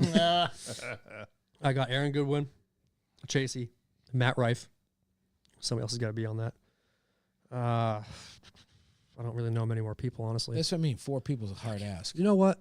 Fuck, let's put Post Malone. Your on there. Mount like, Washington can have Post 3 people on Malone. it. Yeah. Fucking what a random pull. But If good it's for you. your Mount Washington, it can have 2 people on it. So yeah, it's gonna be fucking Aaron Goodwin, the guy Chasey from Tennessee Wraith Chasers, Matt Rife, and Post Malone. I like that Mount Washington. I feel like So we're Post going Malone people would that get aren't into it. necessarily investigators. Well, Posty went out with Zach. Posty went out with Zach, and Matt Rife is in the Did he really? the world. Oh, yeah, yeah. he was on Ghost Adventures. He had a problem with Annabelle. So that is my wall. That was my Mount Rushmore. I think it's a pretty solid Mount Post Rushmore. Malone. Who else? Matt Rife. Okay. What are you typing? Aaron Goodwin. He's probably doing some AI shit. Yeah. And then I don't know Chasey's name off Tennessee Wraith Chasers. Okay. I don't want Keep going. Did you figure the other two? I think you're short two. Yeah, it's really hard because I really don't like people. Just fucking pick any two celebrities then. Or You know what? Let's put it this way: they don't have to be ghost hunter celebrities. Just pick two people you. Well, I was trying. I was trying to stay Ghost Hunter. I feel like when he went his Nicolas Cage What do you would mean? be the greatest. everybody I said has something to do with paranormal at some point or other. Yeah, they might not but be. I was. They might not be straight up so direct. You know what I mean? Yeah. No. Nicolas Cage. Well, then I mean I would. Come on. I mean Sydney Sweeney. I mean, just because. I mean, I feel like she's take her time. twice. She's a car girl. She's got great genes. Yes, she does. That's really tough. I mean, the other people I would choose, I've investigated with Jason Hawes. I've investigated with John Zaffis. so throw them on there. So local but I've already celebrities, done that. You've done it. I was Yeah. trying to come up with people I hadn't investigated with that I would really like to. Oh, dude, Jack Osborne would be a good one too. Oh yeah, Jack might be all right. Jack yeah. Osborne would be Yeah. fucking tight. I think he would take it seriously Mm-hmm. because he has taken it seriously, like doing the thing with his dad and whatever, Yeah. and they do like that stuff. But I was just thinking like, what would be the? I was thinking like a collective like group investigation. That's where I got my 4 from. I think it'd just be fucking hilarious. There's so many ways you could go with it too, depending on Yeah. what you want out of it. Yeah. You know, like it'd be interesting to take Patrick Wilson and Vera Farmiga out because they played Ed and Lorraine. Right. To take them on a real investigation, Yeah. that would be interesting. You know, there's ways to go. I've been calling out Matt Rife trying to get into the hall. Should we just Yes. all just tag Yes. Matt Rife in everything we post Absolutely. nonstop for the I next? think we should just to get him to cave in. he lives like an hour away, like 40 minutes away. He can come here. And Kyle, I do agree with the Josh Gates. Josh Gates is awesome. He's got the best job on earth. ChatGPT is taking too long. I can't add him right now. That's Mm. we'll wait. Yeah. Luke Bryan, Ryan Gosling, and Fred Durst. Fuck yeah, I like that for one. the hot dog I'm, flavored. I'm What a Fre- am I fucking- Fred Durst now? I what a thought I fucking was Zach lineup Bryan. is this? All right, so do you want to pass? Oh, so are we Or gonna do- do or like do the you have most 4? ridiculous people we should hunt with? Because I feel like that's what they're doing now. That's where we're going. Just move on to the next question. Yeah, That's move a on to very the next question? I was Okay. trying to take it too serious. No, you're good. We can come back to that after. No, I just And picked 4 hot we chicks. can end the podcast on the Mount Rushmore subject. Okay. I got 3 more. You in charge now? Yeah. I mean, I'm a Why guest. not? Yeah, he's in charge. Mark's not here, so fucking someone's gonna be in charge. He's in Mark's chair, so he's in charge. Someone's gonna be in charge. So Kyle is I'm just gonna haunted. talk till someone tells me to shut up. I have a duplicate question. Kyle is haunted asks bucket list locations to investigate. Ooh, good question. So Did outside talk of, about that. I'll answer a different place. Then. Okay. Dracula's Castle. Ooh, Dracula's yeah. Castle. I was mere steps away from making a trip out to Chernobyl and Dracula's Castle, and then You just- Vladimir Putin. You ruined just said that my for answer. me. Chernobyl. Chernobyl. Yeah. Yeah. I just want to Vlad go so ruined that fucking for bad. me. Yeah. I just want to look at the elephant's foot. So yeah. So Dracula's Castle and Chernobyl. We have 2 from Rip It Up Ray. Rip it up, Ray. Which one do I want to ask first? Favorite equipment to use. Discuss when to use certain equipment and when not to. That's Okay. tough because my favorite equipment, I love Estes method, Yep.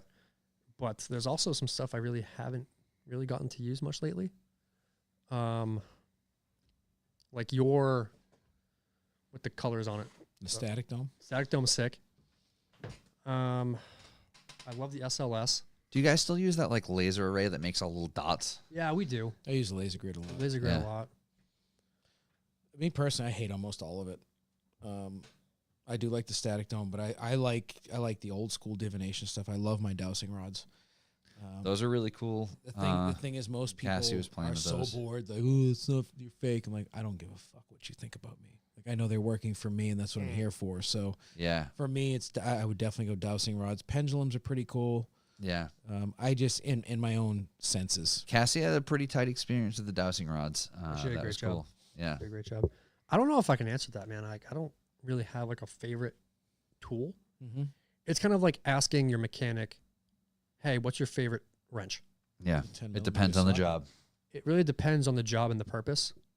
You know, like a lot of times, like this past one, we mainly just use K2s. Yeah. If one tool is working, you know, you can just build off from there. So I don't really think, I mean, I don't know, because then from there. What was that other talking device you used besides the Spirit Talker when it was just you and Alan in that like dining room? Spirit Talker? No, it was something besides the Spirit Talker. There was another talking We device. use the.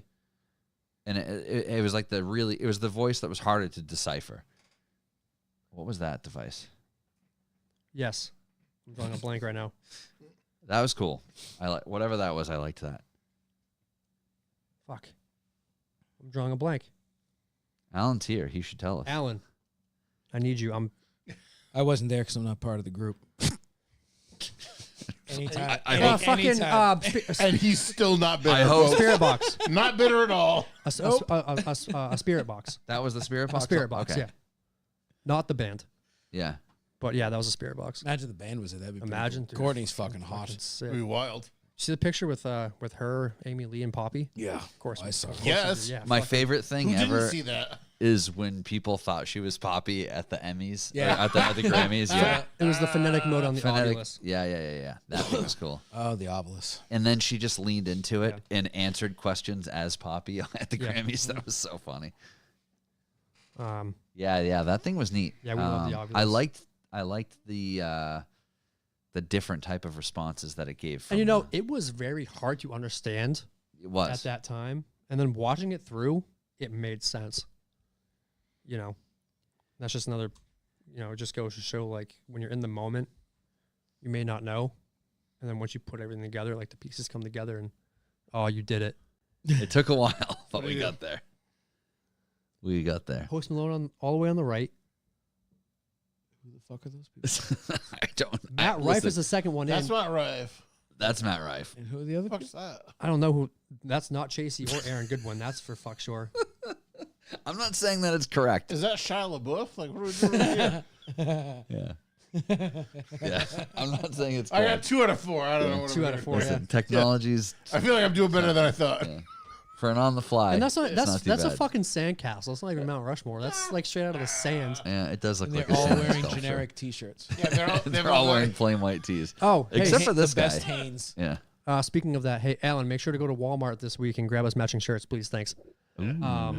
Ooh. So all right, Don't get Matt one though, because he's not part of the group. I don't want one.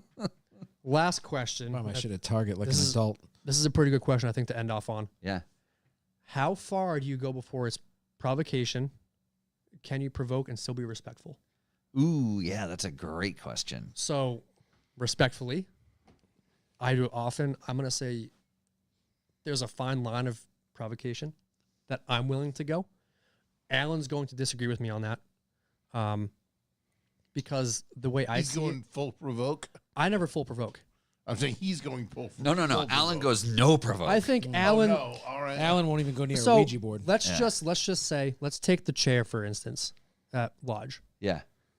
I was like, do you know what, like, you want me sitting here? And I was like, no. I was like, well, respectfully, I'm not getting up. Yeah. I'm To- gonna to- keep to- sitting here to anyway. Alan, to somebody like Alan, that's provocation because I'm being rude, which is fair.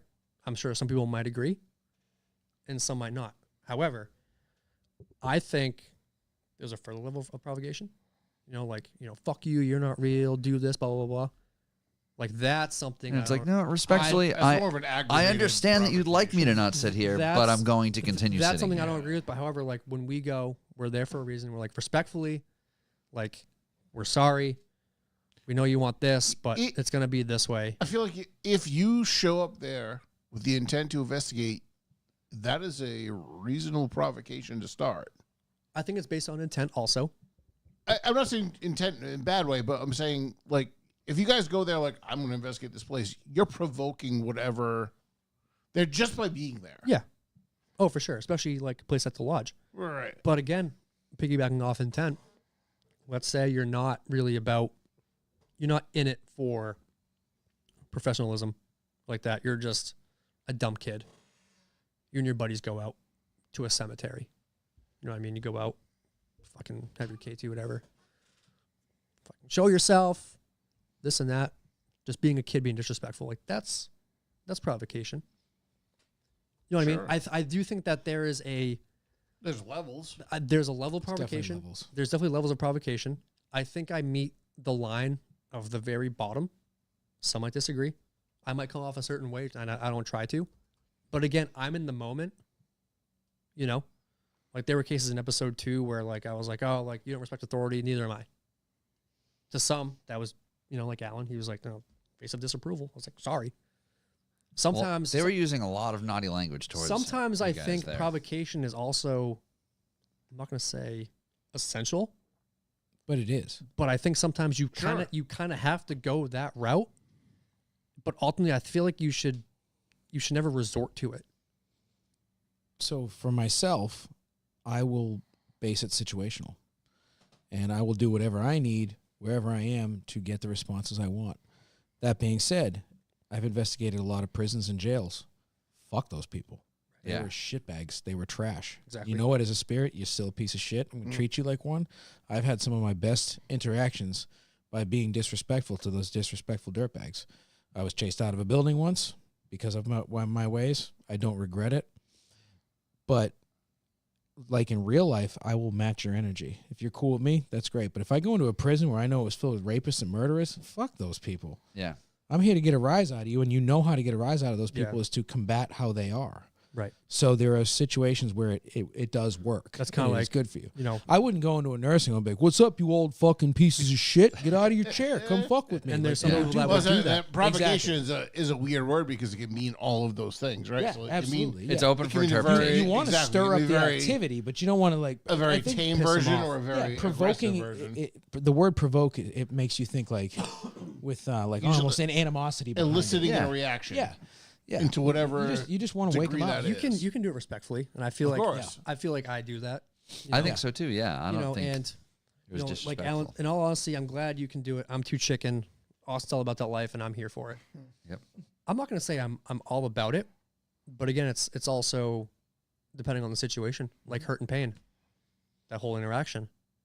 Yeah, and I live there. No one's gonna be disrespecting. in What that the fuck fucking am I place. going to do? Am I going to be like, Oh yeah, the guy on the stairs. Fuck exactly, that guy. like yeah. fuck that guy, and like you know, some people might say, hey, Mayflower Lodge, they're being disrespectful. Why didn't you say something back? No, that guy on the stairs. You know fuck what I mean? that So guy. I really Yeah. think it's situational, and you can use it as a tool. Have you ever felt a presence from the guy on the stairs outside of those investigations? Like the guy that was involved in the Greta situation? The one they believe is Ed. Yeah. We've had prior to them coming out, we've had interactions where I didn't get any names, but it was a domineering male spirit, on the second floor, preventing the women from speaking. All right. So same It ties in. same energy. It does tie in. Yep. But it wasn't. It felt just chauvinistic more than. You know, I don't not demonic. Clear, it wasn't demonic, but it just felt more like, you know how like Mad Men, like back in those days, you just Yeah. like beat your wife and ate dinner and it was okay. Like it Yeah. felt like that kind of energy. Yeah. Not okay now by any standards, but that's common stance back then. And Yep. like let's say you're dealing with something much darker, you know, Mm-hmm. you want to have that backbone. You don't want to seem too vulnerable because you don't want to open yourself up Yeah. to what that might be capable of. So at that point, you might need to come off a certain way. Sure. You know, That makes sense. it's really just all it is. It's like you need to just be cautious and like aware because like if you're not, shit can happen. And You know, in the way that whatever it is showing itself to you could be disingenuous. It doesn't necessarily mean that just because they're telling you that they're somebody or something, it doesn't necessarily mean they are. You know, of course not. That's like yeah. a lot of darker energies, come off as, vulnerable children, like children's voices, stuff like that. Just to lure you in. Exactly. Yep. And then at that point, and then once your guard's down, that's where it gets Then you're ugly. possessed and you're throwing know? up and your neck's spinning around 3 Yeah. times. and there's, I'm who, sure, who wants to deal with that? That's those crazy terrible. Burmese siren shit, right? They pull you in and then I'm sure there's probably people watching this that don't believe anything that we're saying. Who But cares? But I can tell you, like, and that's all right. They're still listening. but I can tell you firsthand that if you're a lot more like empathetic, more emotional, you pick up on that a lot more. And if you're not aware and looking after yourself, like I've seen people act a totally different way. Maybe not in like a negative way. I mean, I've felt ways myself too. It's very easy to get an attachment. Exactly. To absorb a person's energy, take it with you. It used to happen to me all the time before I knew what was going on. And that's now I'm super protected, and nothing touches me, bounces off me. That's a thrill in it. That's the adrenaline. Like, oh my God, like I'm feeling all this stuff, but it can be fucking dangerous. Yeah. You know, which is where provocation can come in and be like, do not attach yourself to us. You have to stay here. You're not welcome to follow me home. And that's not even provocation. That's just stating your intentions. That's just setting boundaries. Yes, exactly. You know, Here's an AI photo I made of Post Malone Ghost Hunting. It's about Yes. how it would look. Yeah. Is that what you've been doing over there? Yeah. That's what Post Malone would look like if he was at Heart Stuff Hall. but I also don't agree with, you know, groups, you know, on YouTube or TV that solely rely on provocation just for the attention. I think that's super disrespectful. Unfortunately, those are and, the ones that get the views. and that's Well, I was going to say, that's that seems like unfortunately the ones that get the TV ratings yeah, and that's whatnot. just unfortunately kind of the way it is, but it is what it is, you know. Well, the people that matter, the fans that you want, are going to be seeking out the right Yeah, things. we love our fans so much. It's been a fucking year. Yeah. We just hit a year last month. A year from the relaunch, the first episode, The Oliver Estate, Oliver came out in Estate. September. Rest in peace, Oliver Estate. That's no longer a thing. 2024. Yeah. Yeah, man, I'm really excited to see where 25 takes us. Soulseekers as individuals, along with Matt Warner and, you know, his Warner Paranormal, along with Kyle. This is it, brother. I think Done. not only as soul groups, but as, I guess, a community and a partnership. Yep. At the end of the day, you're always going to collaborate with the right people. Of course. The people that vibe with you, and that's what this whole thing And should be. I think we can accomplish a lot of stuff next year. You know, We can definitely keep doing the because fun I think stuff we're doing. I think this year just opened the door, and it's been 6 months. I mean, it's been over a year. No, 6 months. 10 months. 10 months. It's been not even a year. Because you guys were at the house at Christmas season last year, Right. so like November-ish. You call it a year, and like you see what we've done in a year. Mhm.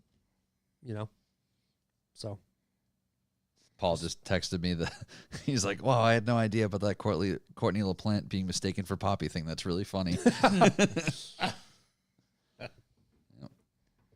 But yeah, we'll definitely be sure to put all their information in the show notes.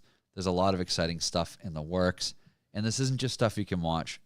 There's events that you can participate in. There's investigations you can participate in, and there's a couple on the website right now, but I'm sure there'll be a lot more in the future. So whenever you're listening to this, you can follow these guys and reach out, and I'm sure there'll be something that you can be involved with in some way if you want to be. So thanks so much to both of you for making the trip down. I know it was a bit of a journey for you, especially Austin. for you also. Yeah. It's a journey for everybody today, but we made it happen. It's a little late, so Yeah, appreciate it was a long day. All I'm going to say is I'm being completely barraged with news articles about what happened to Mark today Oh no! on the way here. So he'll tell you all Next about week that will when be he gets here fun, next guys. week. Tune in Yeah. next week. well, Won't even need a guest next week. Well, Yeah, exactly. I don't think we have a guest next Yeah, week. next week do we don't actually, so that'll be good. we did miss Mark today, but you know, thank you guys for having myself and Matt Of on. course. Appreciate Of course. That's it. always as, a pleasure. as always. No, we had a lot of fun. I feel like it's in every October thing that we pop on. So October's a perfect month great. for it. I really enjoyed last week when we did intro and outro with one of our friends, shape thrower. Dan. So this week I'm going to do it again. We're We're playing. gonna close it out with Cooked Alive. Fuck yeah. I feel like that's a good way to end yeah. the episode. So once again, check out Soulseekers, Paranormal, NE, Warner, Paranormal Preservation Society. We'll put the links to both of those things in the show notes. Check it out on YouTube or your favorite podcast listening platform. Check them out on Instagram. Check out the websites. All the things. All the things. Just Google us. Google us. Just Google us. That's, Don't stop Googling. yeah, just keep Googling. Google All right. yourself. And we'll see you in the dark. See you in the dark.